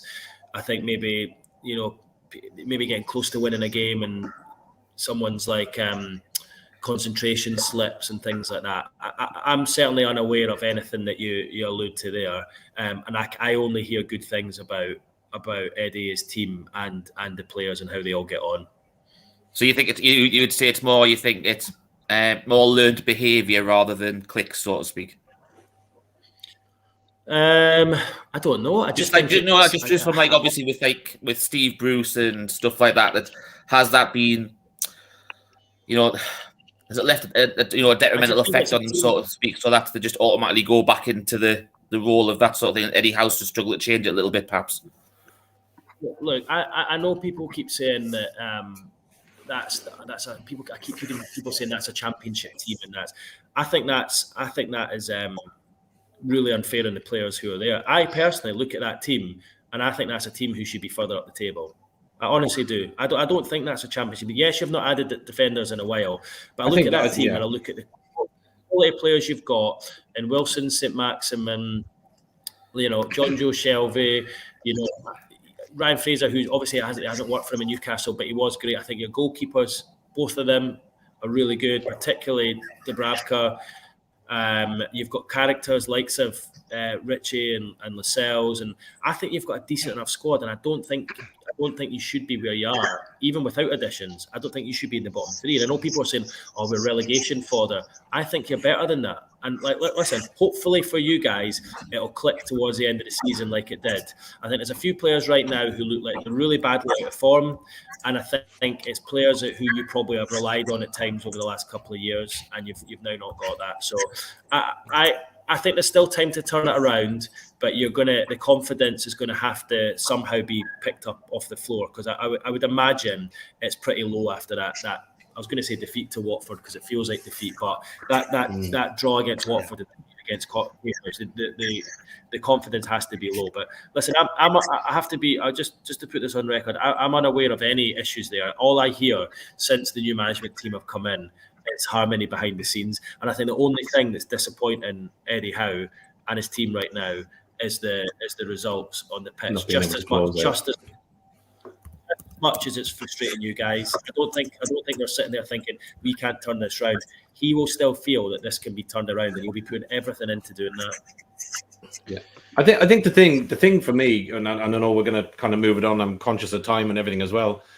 Is if you've got a squad like Chelsea, if you've got a squad like Man City, like Man United, players like that, and you have 1 or 2 or 3 players that lose form, it's very easily covered up. I think the problem we've got is that we've got pretty much a threadbare squad. And when we have 2 or 3 that underperform and lose a bit of confidence, it's really hard to shake because it's so massively evident. And I think for me, I think it will come good. I think at some point we have to go on a run, hopefully, fingers crossed. But I think that's the big difference for me is we just don't have that squad to cover up where we sometimes just underperform. So I think it's just one of those things. It's just such a fine line at the moment because before Christmas I was like, everyone that I bump into, I'll be going down. I'm like, yeah, you're going down. And then you got that point against Man United, having played really well, and people ask, I'm like, no, you'll be okay now. And the next game, can't remember who it was against. After that, I can't remember. And then I was like, oh, you're going down. Now you're going down. And then after the next match, I looked at the fixtures, and I think it was after the Trippier signing. I was like, "Nah, you'll be all right. You're going to stay up." And then you got beat off Cambridge. I'm like, "Nah, you're going down." And I can't decide myself whether you're going to stay up or go down. Isn't it? I was just going to ask you. You've been reading my head the last 24 hours. But anyway. It's so hard to call. But listen, you're going to have to change something, and you're going to have to change the ability to close out games. You can't keep going out in front in games and doing this if you're going to stay in. You can't keep letting those points slip. So it's really difficult. And I don't want you to get to the end of the season and think, what if we just hang on that game against Watford, or that game against Watford away, or that game against, if we just hung on, that would have been enough. I don't want you to feel like that. So you need to and listen, it's not in your guys' control, but the players and everyone involved at club just need to make sure that you start hanging on to win. So let's see. Let's see what the next few games bring. Obviously, you've got the break after the Leeds game. That'll give a bit of time to maybe gel the players off the pitch as well. So we'll see. But yeah, the games really are ticking. Then it's weird. Anyone I speak to who's not a Newcastle fan, it's just like, Newcastle will be fine, you'll be fine. And I'm like, when are you actually going to start looking at this situation and say this is quite serious? Like, everyone from outside just sees you signing players and they're like, yeah, you'll be fine. But you need more than that. You can sign as many players as you want. You need to turn that into wins. And so far, you've not done that. So, listen, let's hope things change, because I think covering Newcastle United next season in the Championship with those massive name players, and for you guys going there and watching it, it's going to be a weird old experience like next year. It really is, if that's the case. I've got a few quick fire transfers just to throw your way, because I know we're short on time and I know you've got to leave us soon. One of them I'll start with. It's not really been in the news as much recently, but I know Sky Sports did touch on this a week or so ago, and that's Gini Wijnaldum. So with Gini Wijnaldum, there's been a link there with a potential loan deal. I know that's been squashed of recent times, but we have Lee Davey, who's a Eurosport journalist, and he writes for Liga as well, .com. And one of the things that he talks about is following PSG is that there's a chance that potentially that he could actually be moved out if Pochettino decides to kind of not pick him and bring some of the youth players in, because that's one of the things at the moment. The fans really want the youth players brought through, and Gini Wijnaldum could be kind of one of those players to lose out. Now, what's interesting, as I spoke to him earlier on, and we've got a video that we'll play later on in the show because he's back this week, and he's talked about, and he wanted me to ask you the question, that there's been links with Ndombele going to PSG potentially on loan, and I know that with Tottenham at the moment they want him to be moved on. And the one thing he messaged me earlier is he went Ndombele to PSG with the potential of Genie being moved out because he then moves down the pecking order. Could that potentially be something that could open up in the window? Have you heard anything about Genie Wijnaldum in your opinion? I know from our panel we all love him and we'd love him to be a Newcastle player. Just the fact that he leaves doesn't necessarily mean that he'll be a Newcastle player, but it will certainly be a player that we'd be interested in. You're not going to like the answer to this. I don't see him coming back here. Okay. I don't see it happening. Not even for unfinished business. Say that again. Not even for unfinished business. Because he was only here. I think he probably thinks he's got finished business. Here. No, enough said on that one. Move on. Next. I think he probably thinks it's bit, and that's nothing against Newcastle. But I think he's at a stage where he would probably rather play somewhere else. So yeah, I can't listen. I can see him moving. I hope I'm wrong. But I think Newcastle would have to throw a huge amount of money for him to come back. I honestly can't. Certainly in this window anyway. Maybe you stay up and he's still available in the summer, and his other options that are potentially there aren't there anymore, and it happens. But I'll eat my hat if he signs for Newcastle this window. Order hat. Interesting. The ones I wanted to move on to next are the Atalanta trio. So we've taken a real interest in apparently in three players from Atalanta. We've got Duvan Zapata, who's a fantastic Colombian striker, got a really, really good strike rate. And, if anyone watched in the Champions League, he really bullied Manchester United in the group stages. He's played really, really well again this season, Atalanta being fourth in Serie A. Also, Robin Guzan, the German left wing back who had a fantastic Euros, but has been sort of plagued by injury, hamstring injury this season. He's missed a huge chunk of the season, but he's looking like he's getting back to fitness. And there's been links that we've even been as close to agreeing wages with Guzan, apparently.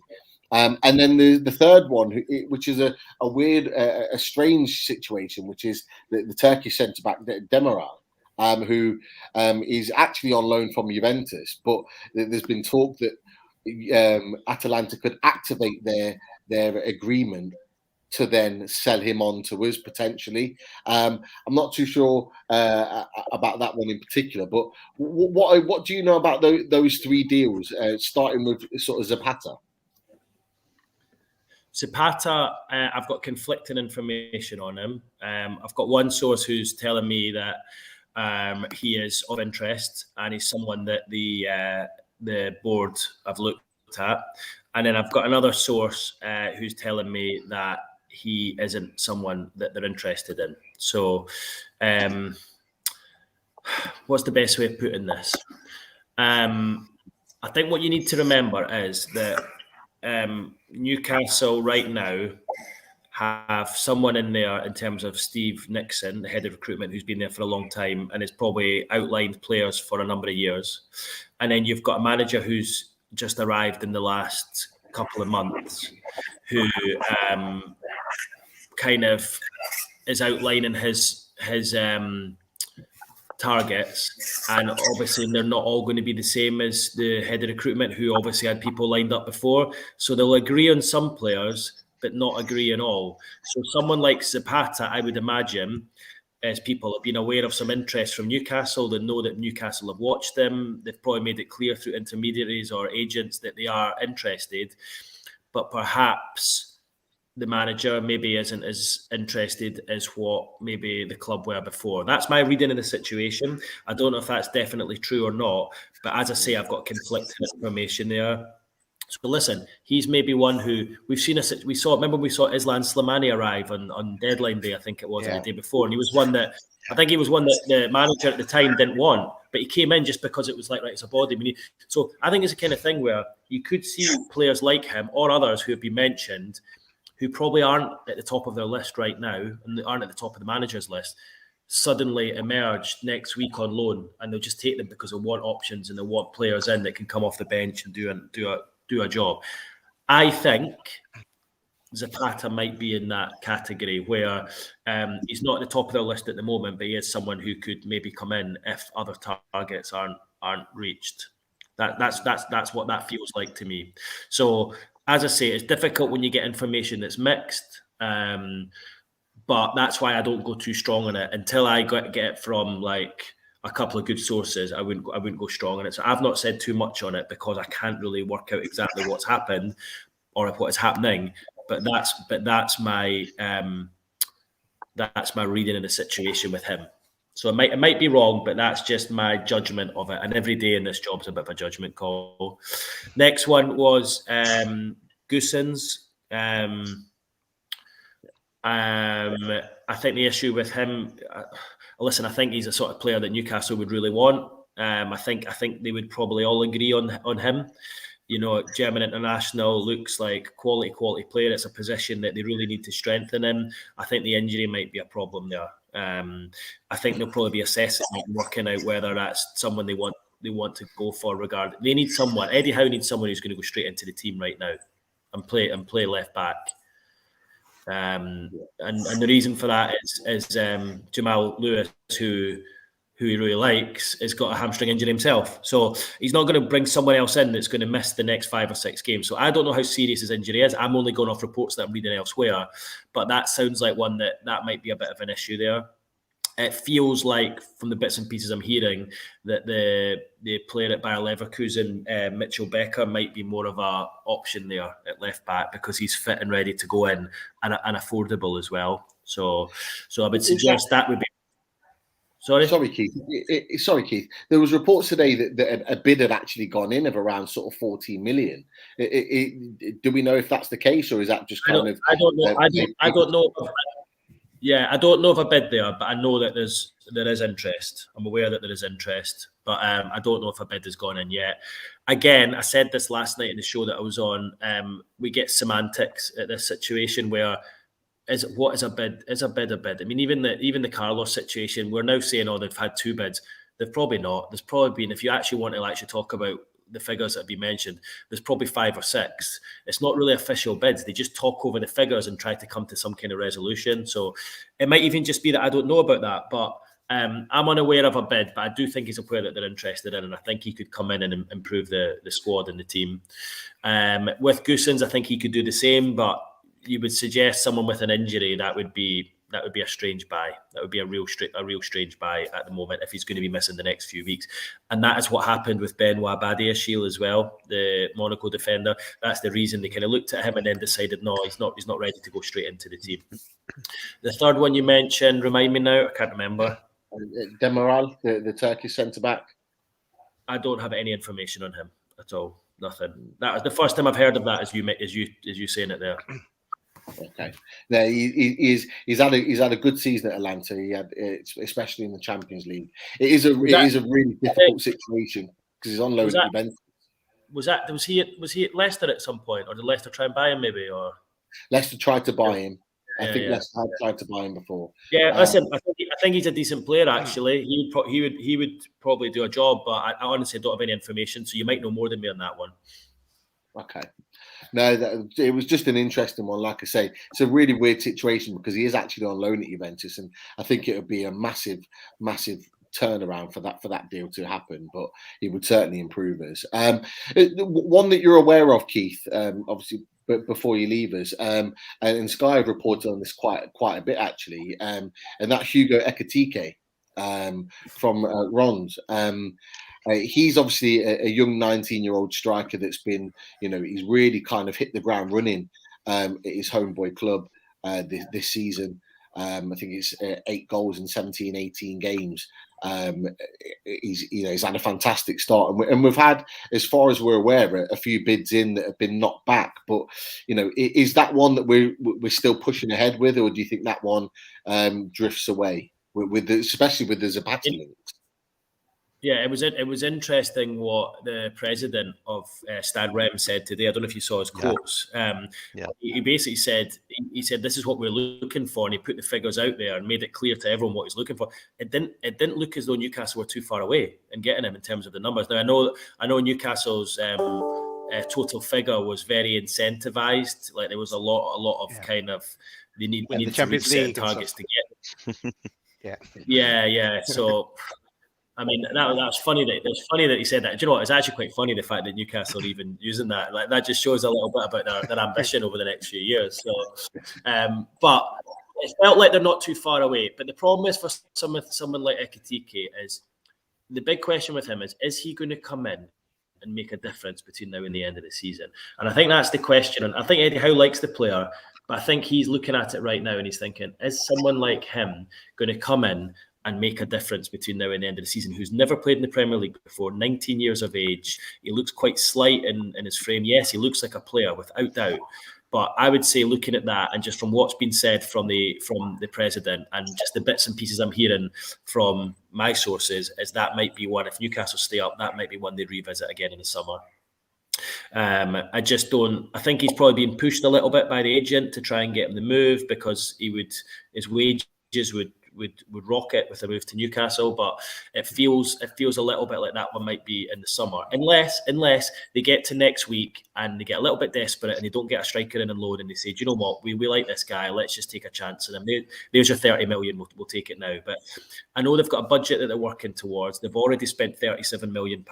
If they get in Carlos, there's probably going to be another 40, right? So that's you up to 77 million, right? And then if you get Jesse Lingard, say for 15, that you spent maybe about £90 million.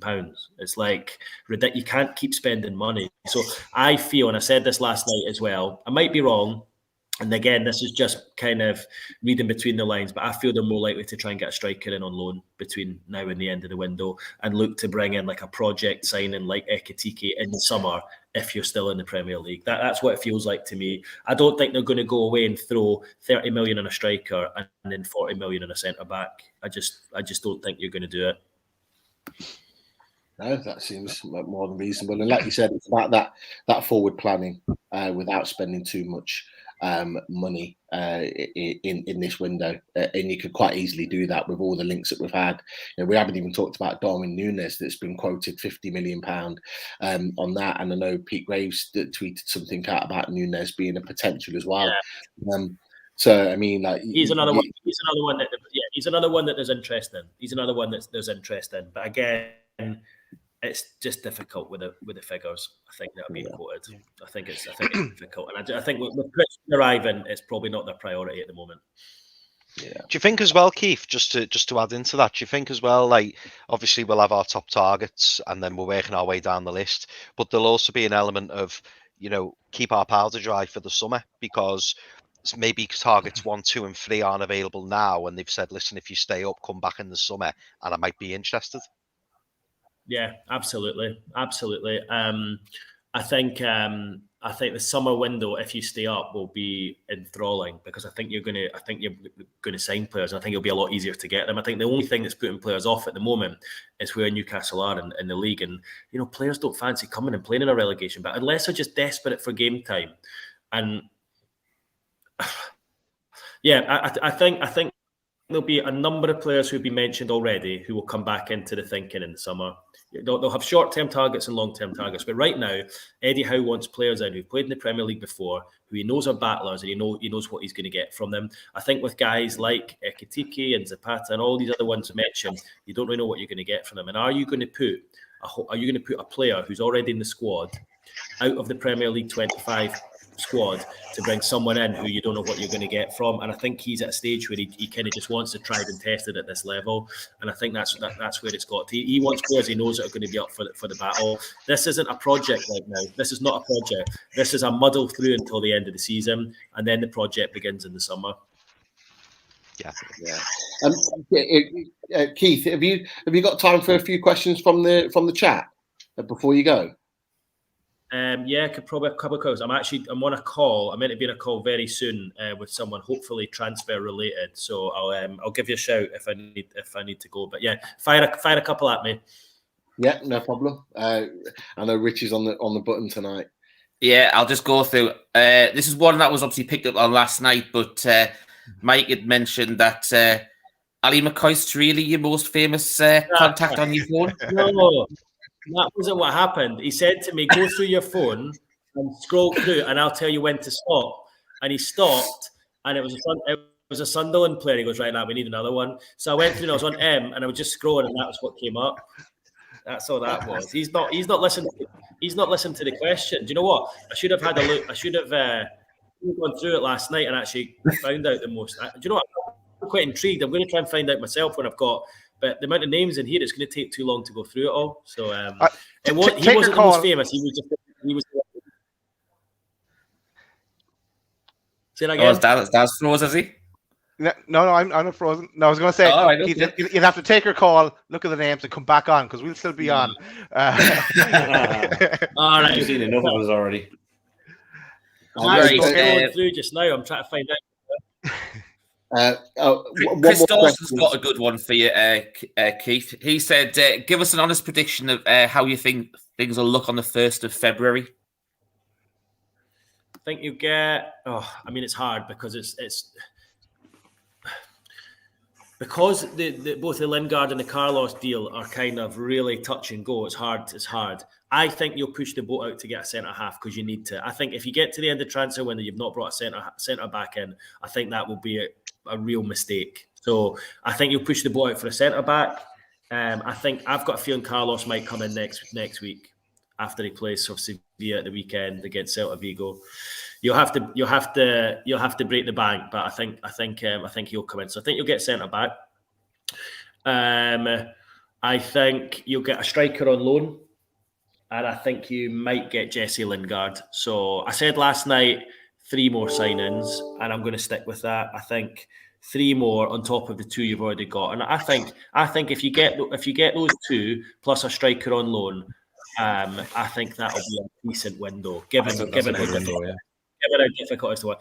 Potentially a left-sided player as well. That's a maybe, but I just don't think it's a priority when you've got Paul Dummett back now, you've got Lewis coming back, you've got Richard, you've got 3 there. He might bring one in, but I think he would prefer to use the money elsewhere if he could.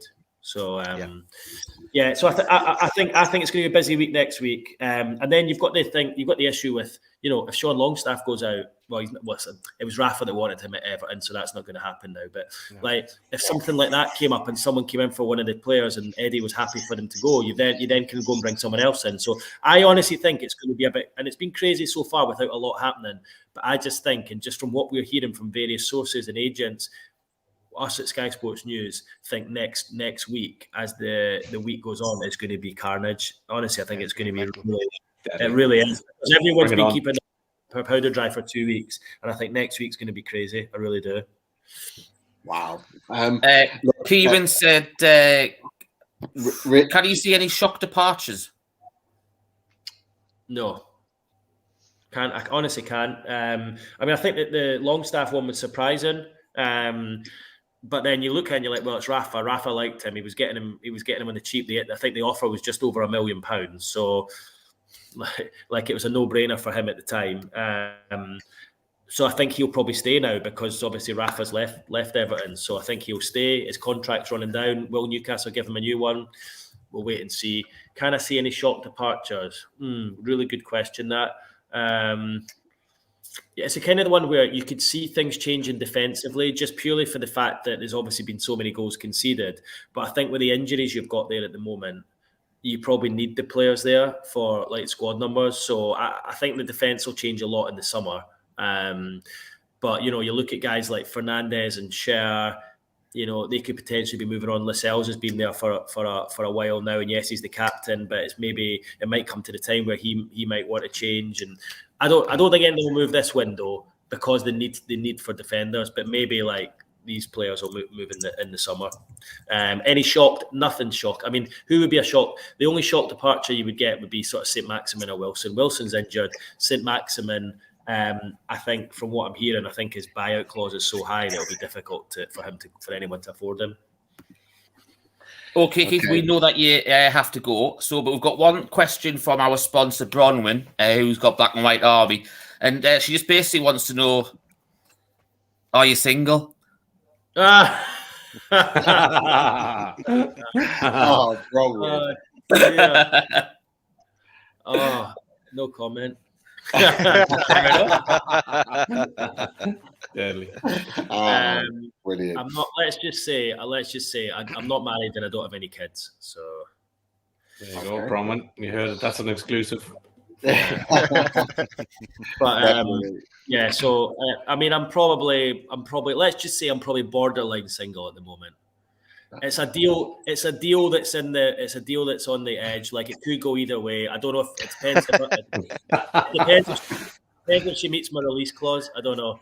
So it's basically your love life's like a Diego Carlos transfer. Yeah. I'll let you know on the 1st of February.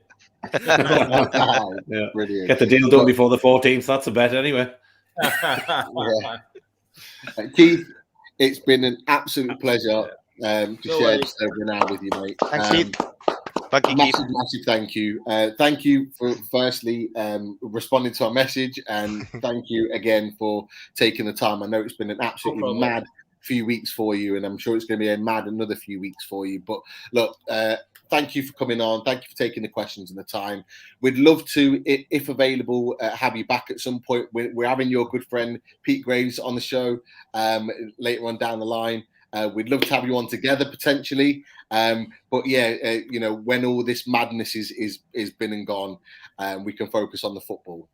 Yeah, no worries. And listen, hopefully that call that I've got to make, and I do have to make one, hopefully it brings about some good news. So I'll let you know later if you'll see it on Twitter.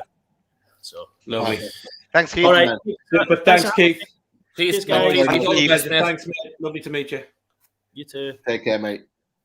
I don't know how to get out though. I'll take you out, Keith. It's okay. We'll do it. There he is. Fantastic. Absolutely brilliant to have. Top bloke. Do you know how Top surreal bloke. that was? It was like I kept looking up and looking at him, and I was like, is he on the telly or are we on the telly? I was just having moments. I was like, honestly, my messages have been blowing up. My phone has not stopped. That's why I kept glancing down. My phone has gone mental. Crazy. Absolutely mental. Stop pretending you're friends. Who would have thought, guys? Just me and Pete texting each other. Yeah. He's on. Let's be real. Who would have thought 9 months ago when we kind of started doing this sort of NUFC content that we would be sitting here with the famous Sky Sports reporter Keith Downie talking transfer news? Like that's just mad. Like I think that just goes to show where we've come from, and as a show and as a channel, how far our credibility has been driven on this year by good content, interacting with the viewers, getting people involved, being 5 genuine guys, and just talking about the club that we love. And I think that's a testament that we get somebody on like that, and we'll have Pete Graves, and we've got some other good ones to come. So I think it's a testament, and it's hard work. We put in hard work. We work hard to make this happen. Me, everyone from sponsors right the way down, which we'll talk about shortly. Definitely. Absolutely fantastic. Look, we're not going anywhere, guys. No, we've still got we're still here. We've still got content to go through, as well as spoke about, we've got some news for you that will reveal. And Mark, do you want to do it now, or do you want to wait? No, we can. Let's break it in the middle, because then I might be able to dip off and go and I know Keith's got a phone call from Bronwyn. Deadly. If I can just find it, 2 seconds. So as we do, kind of like Pete reaching out to Keith and me reaching out to other people, occasionally we do a bit of chasing, and we try and look at different sponsors for the show. We've got Centre Ale involved. We've had Mind, Body, Soul. We have obviously got Bronwyn with Black and White Army, and it's always good to have more people on board. For myself and Richie, who as we said last year, have had and done shows on men's mental health and all these other things. It's something that is very, very close to my heart and his. So we are delighted to announce tonight an absolutely brand spanking new sponsorship and partnership with Shy Bairns. Daz has got some pictures. So www.shybairns.com. So Simon Rudd, I reached out to him, had a little chat. He is a guy who set up a clothing range, pretty much like myself and Richie, had a bit of a bad time and some mental health, some worries. And coming off the back of that, got himself back on track. And what he's done is set up a clothing line of which he's committed to donating at least 10% from every sale to the Mental Health Foundation. And he's working that with a partnership with a program called Work for Good. So hopefully next week or so, we're going to get Simon to come on. He is watching tonight. So listen, Simon, absolutely fantastic to have on board. We're going to do a load of bits and pieces. Daz, I think, has got a couple of pictures of some of the stuff that he does online. Sure So he does a lot of this. So acceptance, empowerment, positivity, and so on. He's got hoodies, he's got T-shirts, caps, all kinds of good stuff on there. So if you go online and have a look, www.shybairns.com, have a look at the stuff. Very similar in a way to Bronwyn. It's all made to order. And like that, he does and is donating 10% of every sale out to a mental health charity. So it's great to be part of that. I'm delighted to announce it because, as I said, anybody that watches these shows knows my feelings on men's mental health. And, you know, as we've seen tonight, I'm quite happy to admit I shed a few tears talking about Chris and when we spoke at the start of the show. And there's nothing embarrassing about that or nothing to be ashamed of or anything else. We're all human. So it's hopefully going to be a great partnership. We are going to get Simon on hopefully next week at some point. He's going to tell us a bit more about the brand, but get online, have a look at it. You'll start to see bits and pieces. Is that a wig for Daz or a toupee? It is. It's Chipper. But yeah, look, it's going to be a really good partnership, and we're excited to work with Simon and with the brand.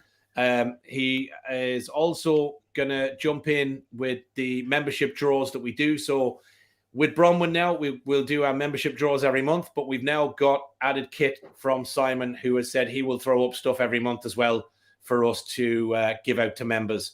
So yeah, it's exciting. It's great to have a new sponsor on board and somebody that's going to work with us and work with the channel and hopefully grow with us. So get on there, have a look at it, and get yourself a couple of goodies from Simon and help out, send some money to mental health charities. We'd really appreciate it. So yeah, good news. Brand new sponsor. So and I just hope Simon isn't going to hit on our guests now going forward.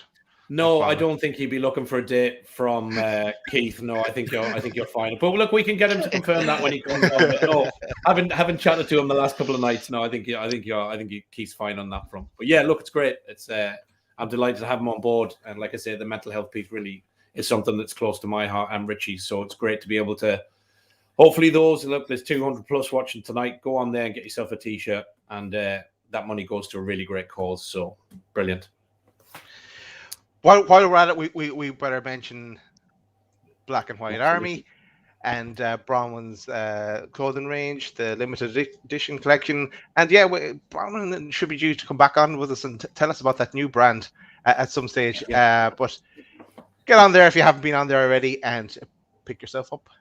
Yeah. And I Have we got? Did we do member draws at the start of the month, or have we got some coming up next week? Yeah, we did one 2 weeks ago, wasn't it? 2 weeks tomorrow. Okay. Yeah, cool. That's only been 2 weeks. Believe it or not. Yeah, it's only been 2 weeks. Yeah, Seems like longer. Yeah, we might do something in the next couple of weeks with Shy Benz and with Simon and get that off rolling. We'll do something in a couple of weeks, maybe. Just before we go back on to talking about transfers again, just a reminder as well to hit that subscribe button. The bottom right-hand corner. Simon's put his point up. He's married, lads. So Keith, you're safe.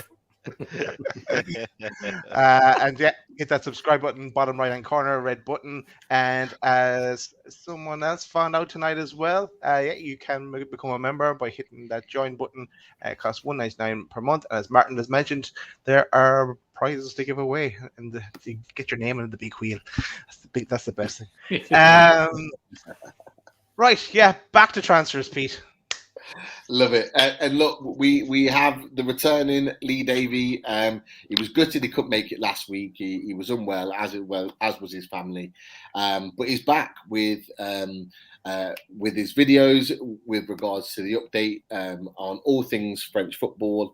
As already tonight, he messaged me about the Gini Wijnaldum thing. He thinks, although Keith doesn't think Gini Wijnaldum will move, and that was Lee's opinion as of last week, there seems to be movement on the Ndombele deal, and it looks like PSG could potentially pick him up, which he believes could be that they need to make room for him. And to make room for him, the likelihood is that Gini will move on. Whether he comes to Newcastle or not is another thing. But that was what he's saying from those sort of messages tonight. But look, everything else regarding French football, let's hear from the man himself. Here's part one. Hi everyone, Lee Davey here from Egan.com, here to speak to you about the hundreds and hundreds of players that Newcastle United have been currently linked with, which must be driving the fan base absolutely insane. But certainly to kind of take a look at some of those players that are either playing in Ligue 1 right now or have played recently in Ligue 1. So what I'd like to start with is Mitchell Bakker, who's a Dutch left back. He's 21 years old. He's currently playing for Bayer Leverkusen, but he was formerly at Paris Saint-Germain. Now PSG picked him up from Ajax, and he basically came in certainly during that 2020 COVID season, and he did pretty well. He's raw, he's attacking, he's got lots of energy, he's got pace. One thing he does lack, though, more than anything, is his ability, his crossing ability, which can be quite wayward at times. So again, as we know, with modern fullbacks now need to be able to get forward, be able to, during attacks, be able to be focal points of attacks and to be able to assist. And certainly that was something that was missing in his game at PSG. I would say, though, that it's a player who will grow, who will continue to develop. He's got raw talent, and he's certainly someone who can be moulded and can go on and be a really good, solid left-back for Newcastle United. And in my opinion, is probably better than anything Newcastle have got right now. So for me, that wouldn't be a bad shot in the dark, and I think he could be signed for a reasonable fee. The second player, again, also playing in the Bundesliga, is Alassane Player, and we know that Newcastle United have been linked with him in the past. He's a striker. He played formerly at Nice before he got his move to Gladbach in 2018, and he made a really good start to his career at Gladbach. He was scoring goals in the Champions League, in the Bundesliga. He was really, he had a really solid start to life there. For me, at the moment, in terms of where he currently is in his standing, he's regressed. He's not the same player he was a couple of years ago. So if you think that same Alassane Player is the Alassane Player now, he's not. He's lost his pace. He seems to have really lost something within his game. He's really regressed, unfortunately. And he's only 28. Now, we can look at that in different ways. Is it a case of he just needs a fresh start and he needs somewhere where he's going to be a main focal point? Or, is he starting to, regress back and go on the wane a little bit? I don't know. I've seen snippets of him in the Bundesliga. I don't watch every Bundesliga game, but certainly where I've seen him in recent times, he's not the same player. We'll see what happens with that, but personally, from my perspective, I think Newcastle United can look for better options than Alassane Player right now, and I think there are better options out there. Gini Wijnaldum is one of those that just does not go away. We know all about him. We know that he's not particularly happy at Paris Saint-Germain. I think there's a couple of reasons for that. Mainly is that he's unfortunately not finding his place in the team. I don't think he can find his standing. He's been played by Pochettino in 3, 4, 5 different positions. So he's never really been able to cement a position down and find kind of his place, his standing in that PSG 11. He's injured. He got injured Saturday night in the 2-0 win over Brest. So he's got an ankle injury that it looks like he's going to be out for about 3 weeks. Would that hamper a transfer? I don't think so. It's not a serious injury. I think there's just a slight bit of damage to his ankle ligament. Again, something that's, certainly he'll be back in action before we know it. I did say a couple of weeks ago that I do think that the key to this potentially happening would be the inclusion of some of the youngsters coming from the academy. So Xavi Simons, Edouard Michoud, who are the two real prominent figures that are coming through in that midfield area. And it would mean Gini being demoted or just kind of being dropped or being out of favour. Not sure how that's going to go now, obviously, with him being injured. And PSG might look at this in the case of, look, COVID cases, we're losing players each week at the moment. Why would we get rid of Gini Wijnaldum, especially on loan? It probably doesn't make sense to them because clubs are going to need their full quota of players, and maybe letting go of players that might come in handy. PSG are still fighting on 4 fronts this season, so it's going to be a long, hard, grueling season, especially if there is a lot of COVID cases that hit the club, and PSG are currently in the midst of that at the moment. So I don't see him going on loan to PSG. I really don't. But at the end of the season, I can see there being some movement with Gini. I'll be surprised to see him at PSG next season, with which PSG would then be able to command a fee for a player that they picked up on a free transfer, which obviously makes good business for the club. If he was to go this month, it would have to be a straight sale. I cannot see PSG, letting this guy go on loan and not bringing anyone in to cover. Again, we're talking about a player with a lot of experience, a Champions League winner. So, it's hard to be able to, replace that kind of experience at short notice. So for me, I don't see him going on loan to Newcastle United. I wouldn't rule out a sale, but more likely in the summer. So that was the first video, the first update from Lee. The issue with that is obviously things have changed from when he put that video together with regards to the Ndombele movement. We'll see how that comes about, but be interesting. It'll be interesting one to look out for, that's for sure. Lots and lots of movement with regards to the French football, and there's a number of others that we can touch on as well. Part 2. Here we go. Okay, another play that's not going away. Sven Botman, Lille centre-back, 21 years old. Dutch centre-back having a fantastic season again, as he did last season. We know that Newcastle have tabled a bid, but we also know that Lille president Olivier Leton said last week, look, we're not going to sell this guy. He's part of our objectives for the season. We have a round of 16 Champions League game, and we still harbour hopes of European qualification for next season, despite a really stuttering title defence. In terms of, where they stand, who knows? I think this is still open, in my opinion. I think that still a deal can be done in this window. But it looks now more likely that it's going to be the summer. He will go in the summer, no doubt about it. And even if it happens in the summer, I still think Newcastle are in with a really great shout of getting this guy. The other real suitors are AC Milan. We know that they've tabled their interest. But we also know that AC Milan cannot compete with Newcastle United. I mean, who can compete with Newcastle United right now? But they can't in terms of a financial package, in terms of the bid. It will be just whether Newcastle stay up or not. And if Newcastle stay up, I still think that they are favourites to land him, whether that be in January or whether that be in the summer. I can understand why Lille are playing, hardball here completely for a number of reasons. You've just got to look back at 2019. They sold Nicolas Pepe to Arsenal, 70 million. They then, a year later, sell their striker Victor Osimhen. They sell him to Napoli for, again, 75 million.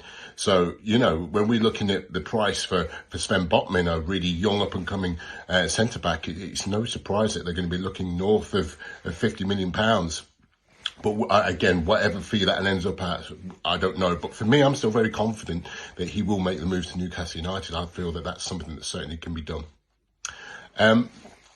For Lille, obviously, they want him for their objectives for this season.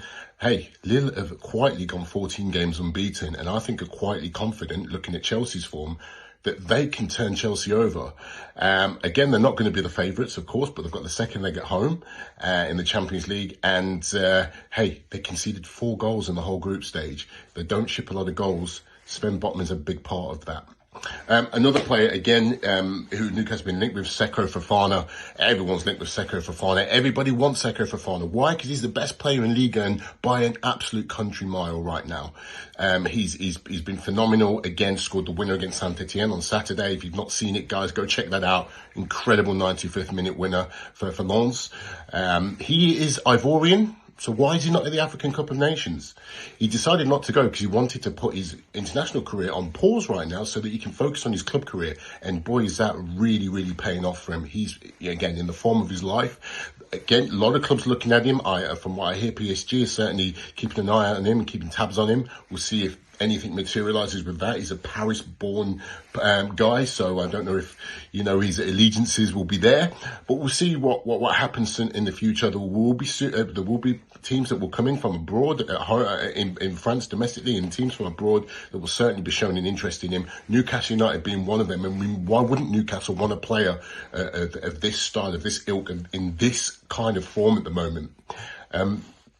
He will cost a bit, but certainly, you know, I see a more of a summer transfer than January. He's not going anywhere in January. Absolutely not. Summer, for sure. I can see that happening definitely with the right bid for Lens. A couple of other players just to kind of throw in there as well from France. So Hugo Ekitike, who's made the headlines recently, the Rams forward. I've heard a few journalists kind of liken him to David Trezeguet of late, and I think there's a really, really good connection there. I can see why.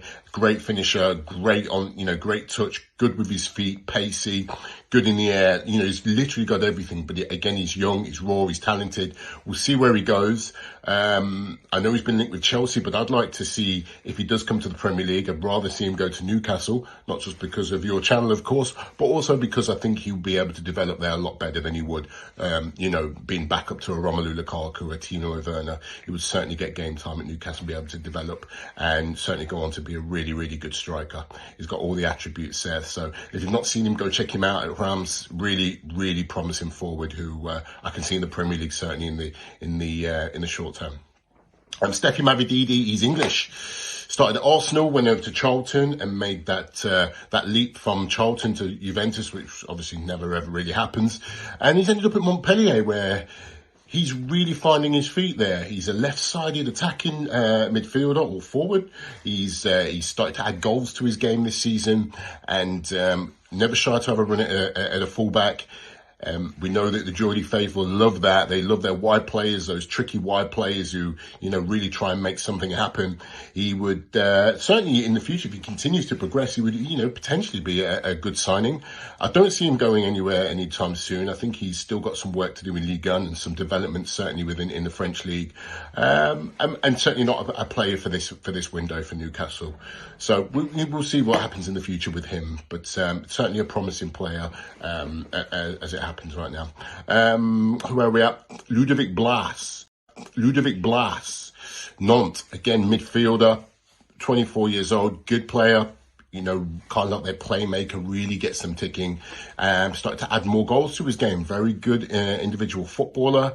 He is a player that's very highly regarded in France, and I could see him moving on in the summer. Again, I wouldn't see a January move for him, but certainly in the summer, potentially to the right club, I could see him moving on. So we'll see what happens with him. Again, another player to keep an eye on, guys. If you ever catch any Ligue 1 action, he's down at Nantes. So that's Ludovic Blas. And that's really it, to be honest with you. That's the update of the players, certainly, that I've seen linked with Newcastle United. So we'll see where it goes. I think it's a very exciting time for Newcastle United and certainly for the fans, and hopefully there'll be a bit of movement. We'll see what happens, but keep your eyes peeled, and if there's any movement on the French side, I'll keep you updated. Cheers, Lee. I tell you what, Pete, Lee's definitely becoming a cult hero on Fully Loaded Transfer, surely. I'm not happy about these comments, Adam saying that I'm older than him. I ain't happy about that. There's a 5-year difference. I'm not happy about 5 years. Yeah. So none of that malarkey. Not on this channel. No channel. But no. On a serious note, it's fantastic to have to lead back on. Yeah, I could listen to him all day. His insight is fantastic. He really takes his time to know all the players within French football. So he watches it meticulously. He watches the quality of player.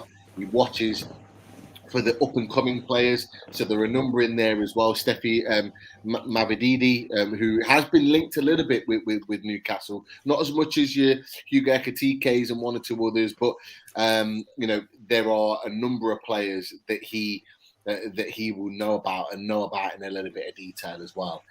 So yeah, as we can see, David Kent wrote that report there in the Mail Online. So we're watching to see, but lots of updates with regards to French football. I'm going to come back to the one that I mentioned before, and I know that deal looks like it's dead, but I don't know what your guys' thoughts are. I just think there's still something left in that Sven Botman deal. I really do. Maybe it's hope. Maybe I'm just praying for something that's not there, but I do believe that there is something left in that deal. Keith alluded to it. He alluded to it. As the window goes on, we're going to end up having to pay the money to get those quality of players in. Now, who's to say that we don't slap down 50 million and sign him? Yano, like we made up a few weeks ago. now we're creating problems. Like, why would you do that? Like, why would you kick off with me right now? Like, it's a Thursday night. We're coming to the end of the week. We're tired. The transfers aren't coming through. And now you're trying to piss me off. Like, what are you doing? Like, seriously. Come on. But no, on a serious note, like, guys, Sven Botman, just really, really quickly, round the houses. Yeah. Do you think there's still something in it? Yeah, I'll go first. I think there is as well, Pete. And I think in general, I think next week is just going to be, and Keith alluded to it, it's going to be mental for him because there's going to be so much activity. There's even going to be names that we haven't heard at all either that will come into play, and players become available. So another club buys someone, and it all kicks off, and it kicks it all up. But yeah, Sven Botman, I think something could potentially happen still. I think Lille may just say maybe we look at that again. They could be trying to get a few more games out of. It's all right, guys.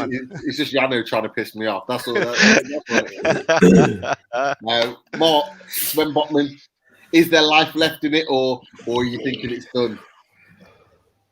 I think it's done personally. I think the chase for Carlos seems to be where they're at. I mean, you'd love to see him, but I just think Lille are just going to play hardball. I think, they're in a good position in the league. He's a class act.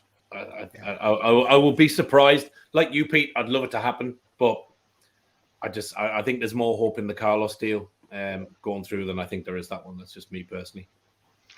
Nah. Richie? Same as used to. I would absolutely love it to happen. He was our number one target. I think we were a bit naive by telling everybody he was our number one target because that just literally puts the price up straight away, doesn't it? But yeah, I think he would be, I think he'd be the captain long term if he was to come in. Sorry, I'm just laughing at you because I can see the comments coming through as well. I can see the questions as well. I can see everyone else laughing away.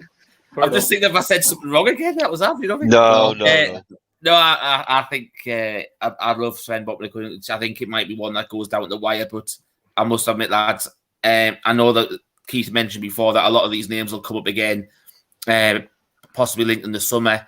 I don't think we'll get the chance to sign some of these players again in the summer, unfortunately. Yeah, I have to agree. Chris, is there any hope left? Do you know what? I'm gonna keep the positivity. I think if Leo was so against this deal, then it would have been they would have rubbished it earlier. And the fact that it's got to this point and now they're saying he's not for sale, I do think it is just bargaining tactics. Like Richie's just said, I think if we wait till the summer, I think we struggle to get him because I think a lot of clubs are going to be in for him. In the summer, as we all know, clubs have a lot more money when the TV money comes through and everything. And certain clubs who are probably in a better position than us and a better squad and more chance of getting into Europe and stuff, they'll go for him and he'll go there.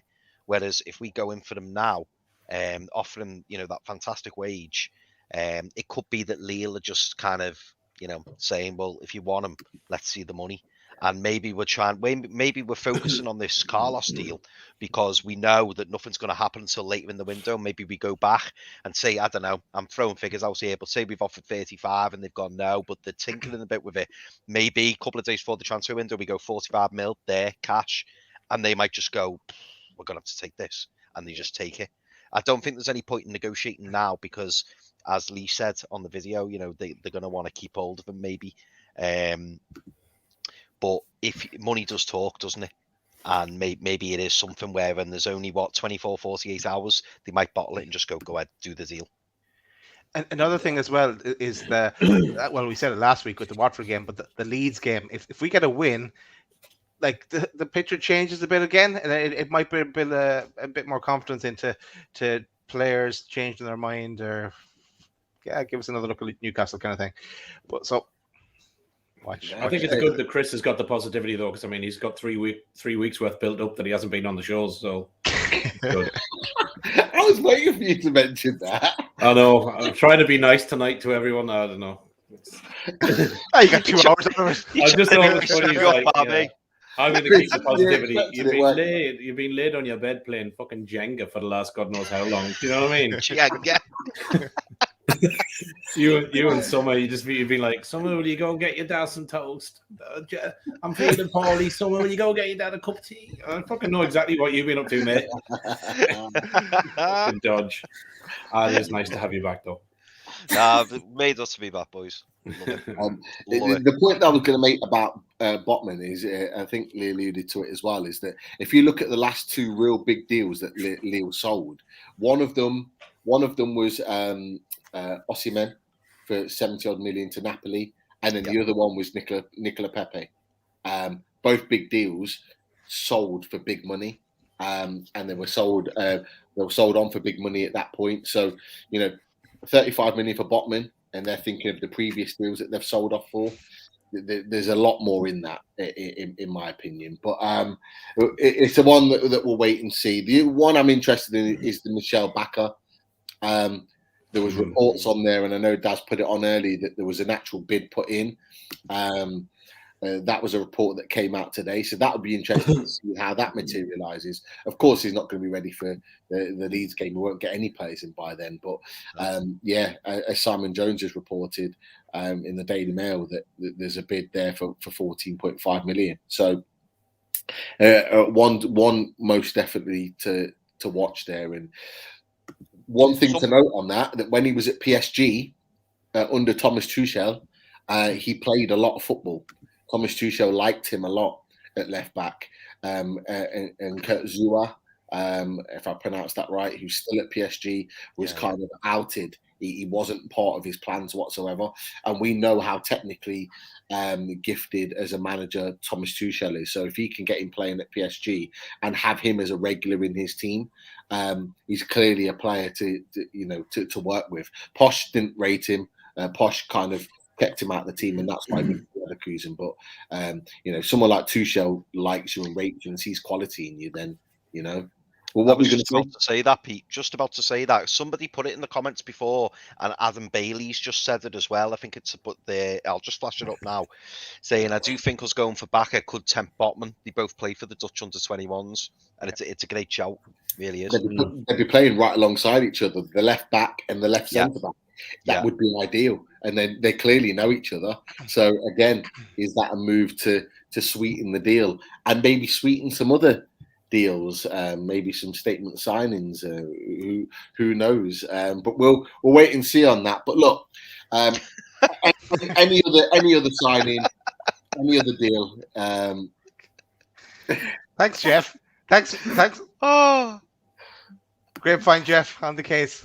I feel everyone's being really like they're going in on us tonight, aren't they? Do you know Yeah, we're all nice until Keith was here, and then they just turn. It's turning into the Horseman.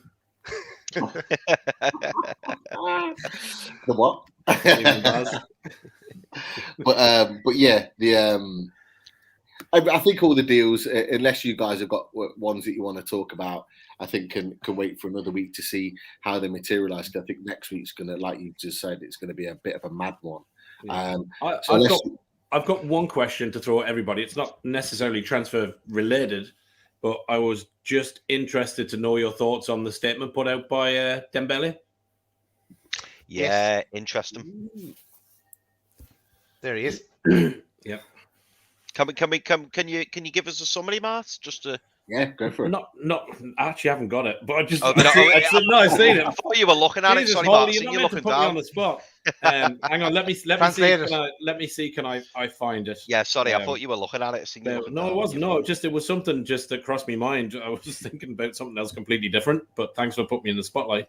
Oh, you're welcome. Did he come out with the statement, or was it Barca that came out with the statement? No. There was a statement of Barca, then a statement of Dembele from him. I haven't heard. I haven't heard either. the one. Do you want me to read it? Because I've got it. Yeah. Go on. Yeah, sorry. At least Pete's so prepared. It was actually put out sort of 5 hours ago. Fabrizio Romano, the transfer guru, has put the statement out. It's put, "Good morning to everybody. It's been 4 years since I've stopped reading things about myself without ever trying to justify myself. Gossip about me has been piling up for 4 years. It's been 4 years since people have spoken to me or spoken for me, shamefully lied with one sole purpose, to harm me. I have been on my line of never answering for 4 years and not justifying myself. Has it been a mistake? ? Surely. As of today, it's over. From today, I will answer honestly without giving in to any kind of blackmail. I'm 24 years old, and like every man, I have flaws, imperfections. I have lived through complex moments, injuries. COVID has affected me. Without the slightest training session, the coach has requested me that I've always complied without question. Performed as well as I have always done because it's in my passion. I'm fully aware of my look to dedicate myself to the most beautiful job in the world. Also, my message is transparent. I forbid anyone to give the impression that I'm not involved in the sports project. I forbid anyone to attribute intentions to me that I never had. I forbid anyone to speak for me or my representatives, whom I fully trust. Still under contract, I'm fully involved and at the disposal of my club, my coach. I have always given everything for my colleagues and also for all partners. It is not now that is going to change. I am not a man who cheats, even less a man who has a habit of giving in to blackmail. As you know, there are negotiations. I let my agents handle that. It's his turf. My field is the ball, playing football, sharing moments of joy with my teammates and members. Above all, let's focus on winning. Take care and take care of yours, Ousmane Dembele. Who are the lads? Yeah, no, don't take him. He's a troublemaker. 24 years old. That's crazy. Yeah, seems like he's been around forever. He's on 500 grand at Barca. 500 grand a week. Madness. Get that picture back up. You've got a habit of getting people that look like people up, and as soon as I say that picture, I just think Eddie Murphy straight away. I was thinking actually a very young Sean Wright Phillips. Yeah, not bad shout. I couldn't believe I've seen before that it was the most expensive transfers ever. I couldn't believe Barca had signed him for 145 million. Yeah, 500 grand a week. Wow. It was the Neymar money, wasn't it? They were flush for cash. The Neymar money. Madness. Wow. I just thought it was really crazy. Just even some of the wording of the statement to me is just weird. Mm. You know, why put it out? Okay, Barca said that piece. Just get a move. You know, you're still a good footballer. Sort out whatever else is going on in and around you. Somebody, I think, put up there. You know, he's been accused pretty much by Barca of liking to party, not train well, being out, likes to, to party and do a few other things. But it's just, why retort to it? I just don't get it. Like, are you going to back up against a club like Barca even though it's over? Just, sometimes less is more, say nothing, just move on, get another move. But surely Yano's not right there. Dembele wants 650 grand a week to stay at Barca. He's asked for more money, apparently. Wow. Yeah. Guys, I saw a stat today that he's missed during his time at Barca 120 games. Yeah. He's missed through injury. Yeah, it's like he's played like some like I think the stat I seen today, he's played like 1 in 27 or something like that. But this is the problem. This is the problem that Barca have backed themselves into, because in 6 months, as we all know, well, less than 6 months, he's out of contract. So he's thinking, well, if you make me sign a new deal, you'll then get value. And then if he starts playing a little bit of, good football, they'll get 50, 60, 70 million for him. But right now, they know they're going to have to cut the losses on him. It's a bit like us with Gale. I know it's different figures, but we didn't manage the Gale situation properly. We were backed into a corner where we thought, oh God, we're going to lose him on a free. Let's give him a 3-year deal. He signed the deal, and now no one will take him because, unfortunately, the clubs that are interested in him aren't going to pay 40, 45 grand a week for him. They won't. So we're stuck with him. Yeah. On Sky, they're today in the mood.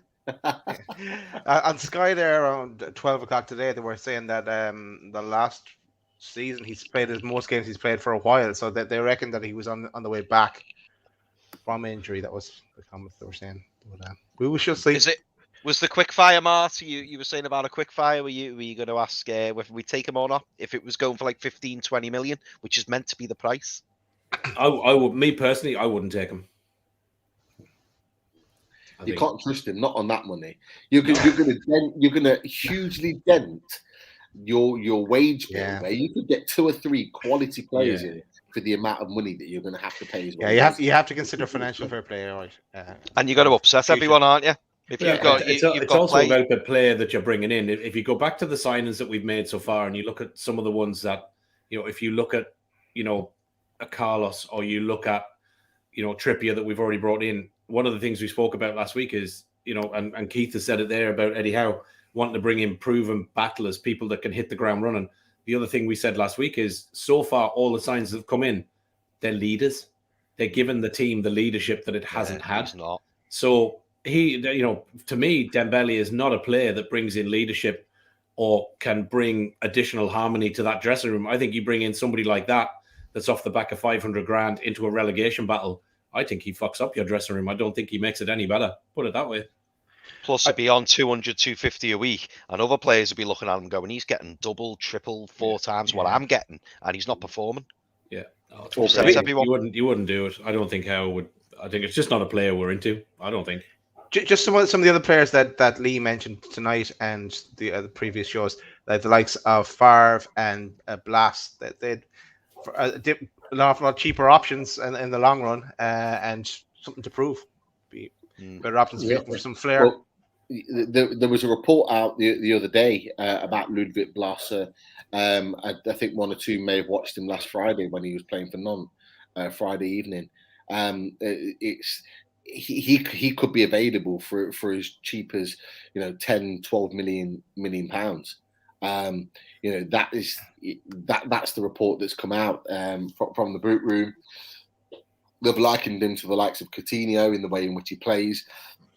He's a talented boy. He's a talented boy that needs an opportunity to play at the highest level, alongside Favre,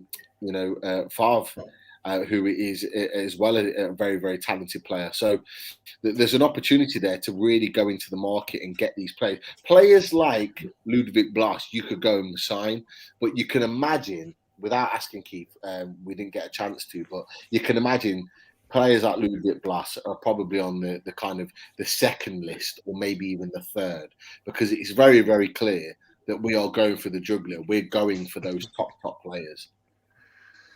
Yeah, that's why next week is going to be mental. Yeah. What about the other guy that Lee mentioned? I didn't realize he was English. This guy. Yeah. Steffi Mavididi. I'd not realised. I remember when he was at Charlton, I didn't realise he'd started at Arsenal, but then there was that move where I think he'd gone to Juventus, as Lee had said. But he seems like a tricky player. Speaking to Lee, with the predicament that we're in, he's probably not one that you would go out and buy to bring in to be your number one winger right now. But he's a player that if you're established in the Premier League and you want a squad player to come in and develop into a first team player, he's the type of guy that you would sign. So he thinks it'd be more like a summer transfer, but he's definitely one to look at because he's developing all the time and getting better and better as sort of the seasons go on. Interesting, his brother's here as well. Yeah, I was just about to say that. That's one of the reasons why there's a link, because his brother's in the under 23s. Interesting. Maybe that's the reason why there's the link, but it's one to definitely keep an eye on. That's for sure, because as we've already seen in the 5 shows that we've done. Okay, obviously 4 of them Lee's put a video out, and there's been so many players, right, that have come to the forefront that he's aware of, that we've been linked with. And you look at the potential deals of some of those players. Forget your Botmans, because Botman is like the outstanding player. Seko Fofana would take you. You probably have to pay 35 million to get him out of Lens now if you really, really wanted him. But other than that, there are a number of players that you could go and pick out of France that would instantly come in and be better than what we already have.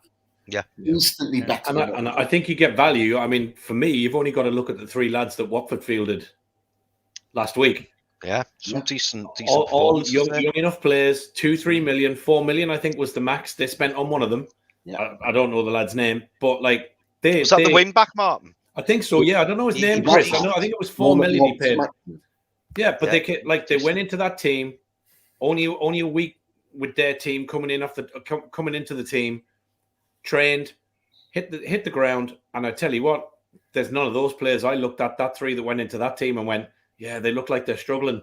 They were assured, played well, gelled, and got about their game. So there is deals to be done, and there is talent out there, and we've said before, this isn't necessarily this window about a massive signing. It's about improvement. Yeah. I'd agree. Can I? Sorry to interrupt. Can I just give one more? Somebody sent me something, and I said I would give it a shout out. I don't know how many people. Obviously, just linking it back to Keith being on with the Hearts thing earlier on.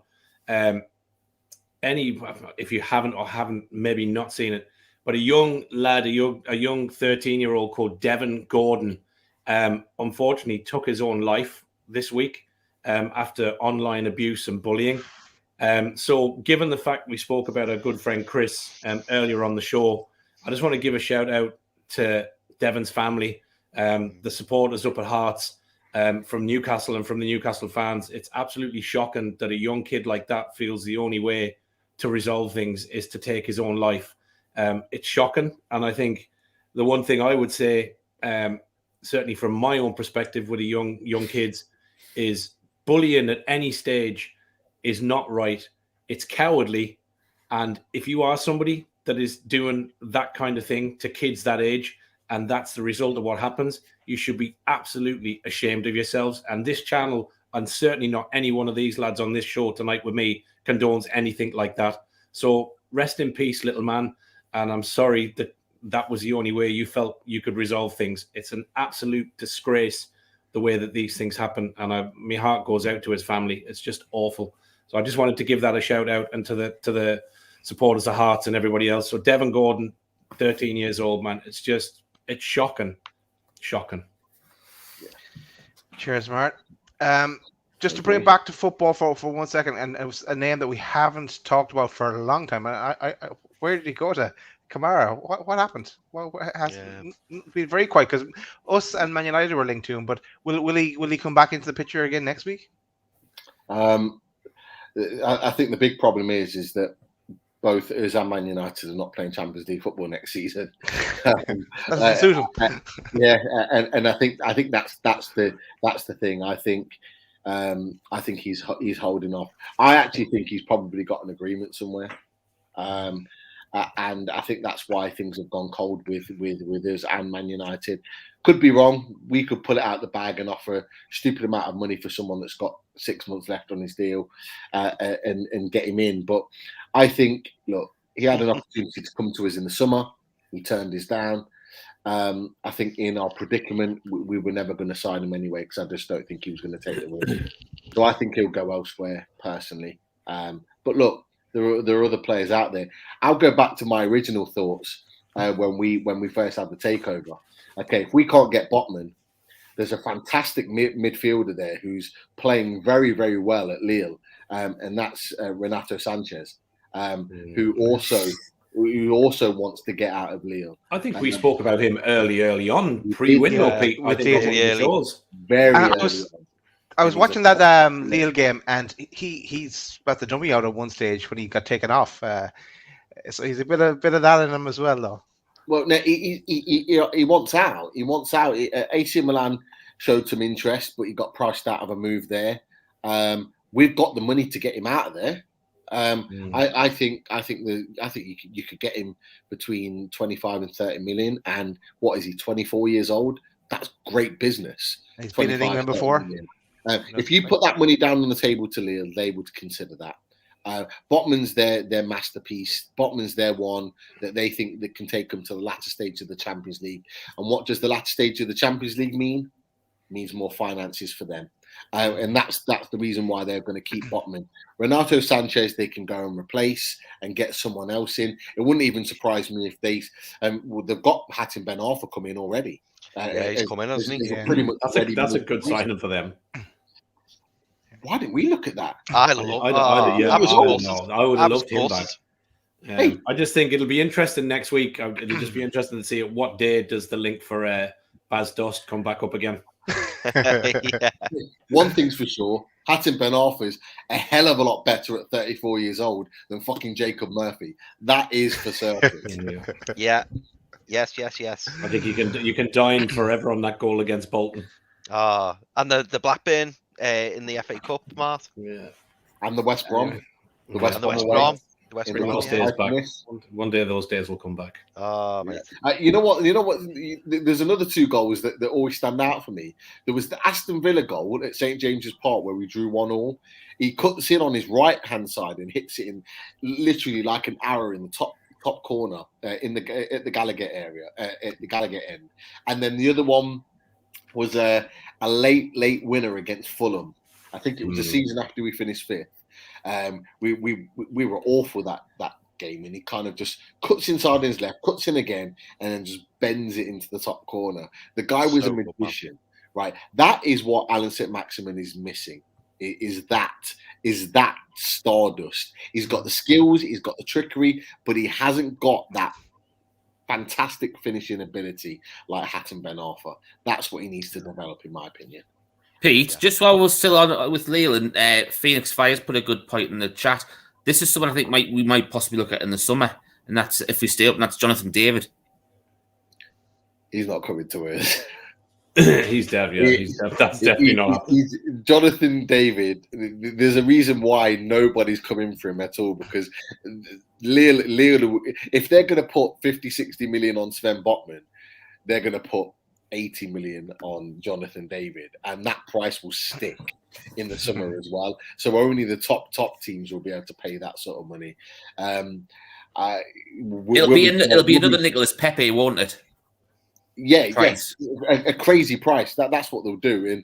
And look, if we stay in the league, which I still believe we will, I think we're not going to spend that sort of money. I think we'd better off. I think if we stay in the league, we will go back in for a Darwin Núñez and probably get him for less than 50 million. I think we get a Darwin Núñez for about 40 million, 45 million in the summer, rather than pay for Jonathan David, who is a fantastic player, 80 million. I think our owners will look at that and kind of look at different things. Luka Jovic as well is another one that I think will leave Real Madrid in the summer as well, that we could probably get for a cheaper deal. I just think there'll be other players out there of equal or similar quality that we could probably get on a cheaper deal, if I'm honest. Just one thing I just remember is that with everything at the start of the show, we got totally distracted, but we never said Jordan couldn't make it with us tonight, but get well, Jordan. We're looking forward to having you back next week. Yeah. Did you say it? Sorry. Yeah, I did. Sorry. No, just me, so. Yeah, he's unwell obviously this week, but yeah. Just don't let your absence rate get as bad as Chris Hall's did. That's all I'm saying.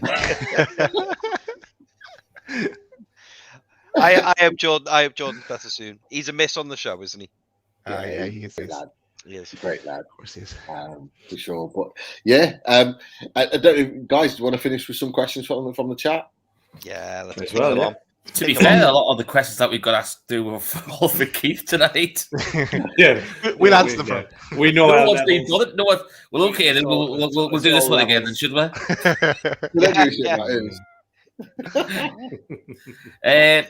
No, Jolly Tune for Life's actually got a good one here. It's lads, with their COVID being here for a while now and in the future, do you think it would be wise to increase the squad from 25 to 30 or even 32 from next season? I'll answer that now. I said no before the takeover. It's a yes after the takeover. I think there was a good point made the other day, which was if you've got youth, you've got under 23s or whatever, and they're included in the squad and squad numbers and whatever else. If you look at, I don't know who it was, one of the German teams played the other night. Might have been Bayern Munich, not sure. But one of the German teams played anyway, and there was 5, I think, youth team players in the squad, and they still fulfilled 2 of their fixtures out of 4, I think it was, and put the kids in. So for me, if you let's say it's Newcastle, right, and we sign, let's say we sign 5 or 6 players, and we sign another 2 or 3 in the next window, whatever, and we start developing the academy from 15s, 17s, 18s, 23s. Where does their development start if they don't get an opportunity with something like we've had with COVID to get up there? So the likes of Anderson and all these other players, Joe White that Newcastle have got now, why should we not have fulfilled those Premier League games by giving some of those kids a bit of a blooding? So for me, I think the game should be played. I think squad shouldn't be increased, but I think you should be made to play the players that you've got. So for me, I'm more in favour of seeing youth and talent get an opportunity, because I think that keeps them with the club. Because if I was an Anderson or a White and I'm not going to get game time, and I'm seeing Newcastle buy all these players, why would I want to stay? Yeah. Just want to touch on the first part of Paul Oxley's question here, and I'll ask this one to Chris. Chris, can you see Newcastle winning 6 games out of 18, which is roughly the amount of points we'll need probably for survival? Yeah, I can see it. Me personally, I think I said a while back I'd be looking for 7 wins, which would be 21 points, which I believe would put us on 33, and then you add into that a few draws and stuff. And I personally think 35, 36 points now will keep it up. Yeah, we can do it. We can do it, but we're going to have to start doing it soon. I'm hoping that once we get that win, we can turn that into 2 or 3 wins on the bounce, which is perfectly doable. And as Keith rightly said before, if we beat Leeds at the weekend, all of a sudden, all that worry, all that panic kind of, decreases, and people go, "Oh no, we're going to be all right. We'll be all right." And then it's when we lose games and then the panic sets in. But we've been very lucky this season in that there's a handful of teams around us who are struggling as well as us. And all it takes is to just go on a little run where you get 2-3 wins and then things don't look so bad. And then that's when the likes of Palace and Everton and Wolves and other teams like that will start panicking a little bit and getting a bit twitchy. Whereas at the moment, it does look like the bottom four could get cut adrift, and that's worst case scenario. But again, as I said last week, we've just got to make sure that we are top of the bottom four pile, and that's all we've got to do. I think the other thing that could play a piece in that is obviously what's happening with Burnley. If this final payment doesn't go through for this part of their takeover, apparently 170 million that hasn't been paid, they're waiting on the TV money to come in to finance the last part of the takeover. Burnley could be in trouble with the Premier League and could end up possibly having some kind of a penalty there. So that there could be points included in that. So that could be one to watch. Does it open a Tarkovsky deal, maybe? I think we just go and get him anyway. I don't know why we're messing around. I would have just gone and got him personally. Well, the one thing I'll add to what Chris said is that I don't know if you guys heard kind of Bielsa's comments with regards to Eddie Howe in his press conference, and he was asked about how he kind of got on, how he's been getting on at Newcastle, and Bielsa said, you can see that there's already an improvement in the way in which they play. Oh yeah. And actually, if you look at and Bielsa said, if you look at the games that Eddie Howe's had for Newcastle, he's been close in all of them. And maybe Man City aside, we were leading against Liverpool. Me and Chris were there against Leicester. For large parts of that game, we were actually the better team, particularly in the first half. Yeah. And then you look at games where we probably should have won and would have expected to win, against your Brentfords, against your Burnleys, against your Norwiches, and again against Watford. We've been close in all of those games. What we need now is those players that are going to tip the balance our way. Those players, those signings that are going to happen in the next 2 weeks are going to, I think, will be the difference. Look, you look at Watford. How bad were Watford against us? Leave it all. And Watford are currently in that fourth from bottom spot that we're aspiring to be, and only 2 points behind. Yes, they might have some game in hand, fair enough, but I think we're more better suited at the moment to go and beat teams that we're maybe not expected to beat. You look at Villa at home, potentially. Nobody would have that down as a banker, but potentially we could win that. West Ham, we always travel well to, and that comes up in February. We've got Everton home and away in a short period of time. Everton aren't the best at the moment. They might improve under Duncan Ferguson. I just think there are games there that we've not even looked at. Brighton at home. Brighton aren't the best in picking up results. I know they do well at St. James's Park, but with our improved players, there's no reason. They're games that we were even talking about. I'm not even talking about Brentford away. I'm not even talking about Norwich away. I'm not even talking about who else is down there, Burnley away in the last game of the season. There's 4 or 5 games. I'm talking about other games there that we could potentially pick up points and win matches. So it's all there for us to win. But I just think the players that we sign will tip the boat. Exactly, Pete. And the next 10 days are crucial. We say this every day. But we say it every season. Yeah, we're running out of road coming the 1st of February or the end of 31st of January. So we'll know where we are. Without the signings, or even with signings coming in, let's just go very quickly around the board. Gut feel.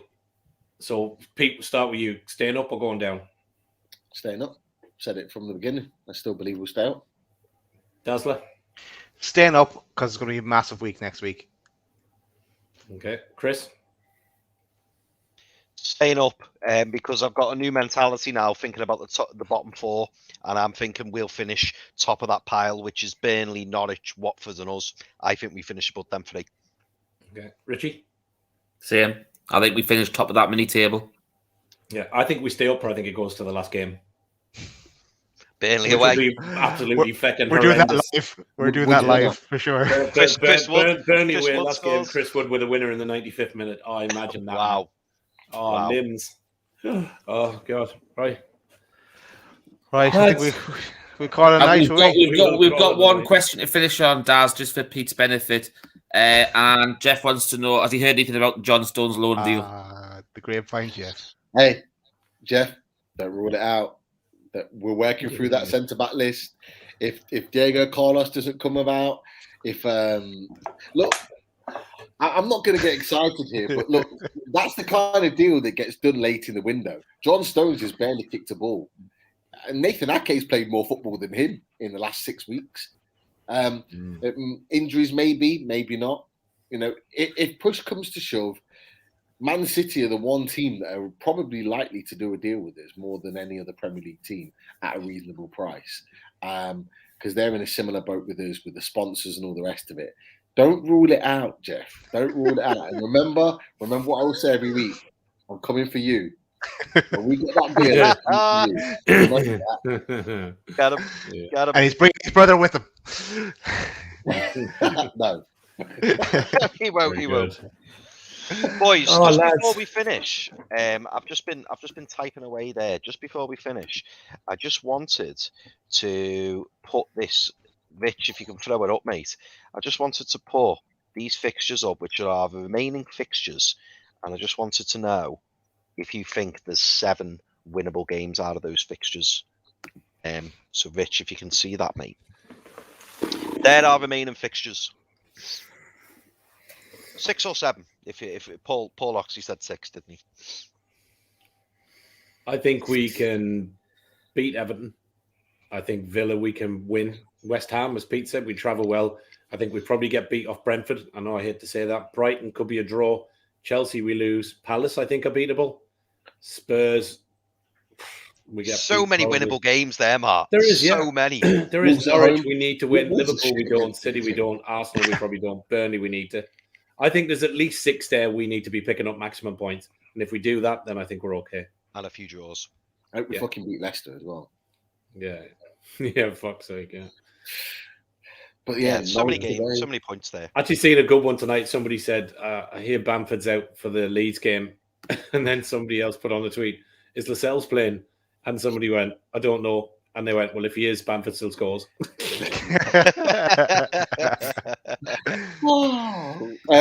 Lads, just really quickly, just a little bit of transfer news. How true it is, I'm not sure. Sky Germany have said RB Leipzig have said that although they rely on Amadou Haidara, they may be forced to sell him this month with Man United and Newcastle interested. So one to watch out for in the next couple of weeks. Looking like they may be forced to sell him. I know he's got a clause that comes in the summer, but they've got an opportunity to maybe sell him for a little bit more in this window. So maybe they're looking at cashing in. So one to watch. And how much desperation screamed in that message, Pete? Like, at what club comes out and says, "Oh, by the way, we might need to sell him"? That's basically come and bid for him, isn't it? Yeah. Come and put the money on the table. Yeah, definitely. I don't think it'll be the 80 million that they're putting there, but I think they're looking at maybe raising some funds in some way, shape, or form. So, again, another one to watch. I still think we've talked about marquee signings in the past. I still think not necessarily marquee signings, but a few surprise deals are going to pop up. I really do. Yeah, by the way. I think there'll be. So I was actually just thinking about this, Pete, when you were talking before. I think there'll be somebody in this window that has not been mentioned anywhere, and will just be somebody we sit back and go, "Oh, wow." Yeah, I wouldn't be at all surprised. Definitely. We need to ask Pete Graves that, don't we? Because it was Pete Graves who said there's some players being linked. Well, all the players been linked. I made the names that haven't been linked. So if we could try and get a little exclusive off them, that'd be nice, wouldn't it? Definitely. Okay, we bring it to a close, lads. We probably could stay here for another hour just chatting names. But, as we finish up, Daz, right? Go. I'll read this out. Two seconds, right? So people talking about the negativity and the owners aren't doing nothing. We haven't got signings in and blah, blah, blah, blah. Here's just a reminder, okay?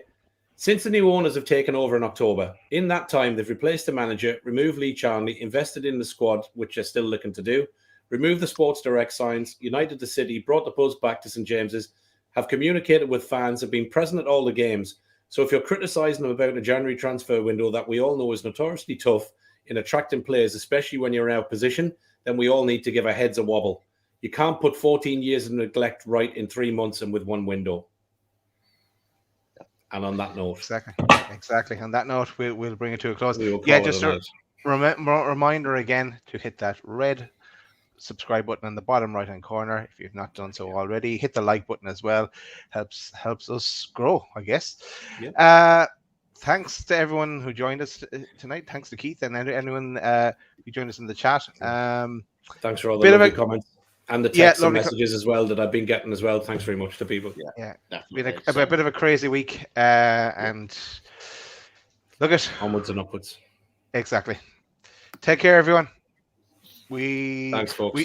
We will see you later in the week or the weekend or something like that. Whatever. Yeah, we'll be back. You know how we roll by at this stage. Exactly. Good luck. We'll let you know. Take care, guys. Take care, guys. See ya.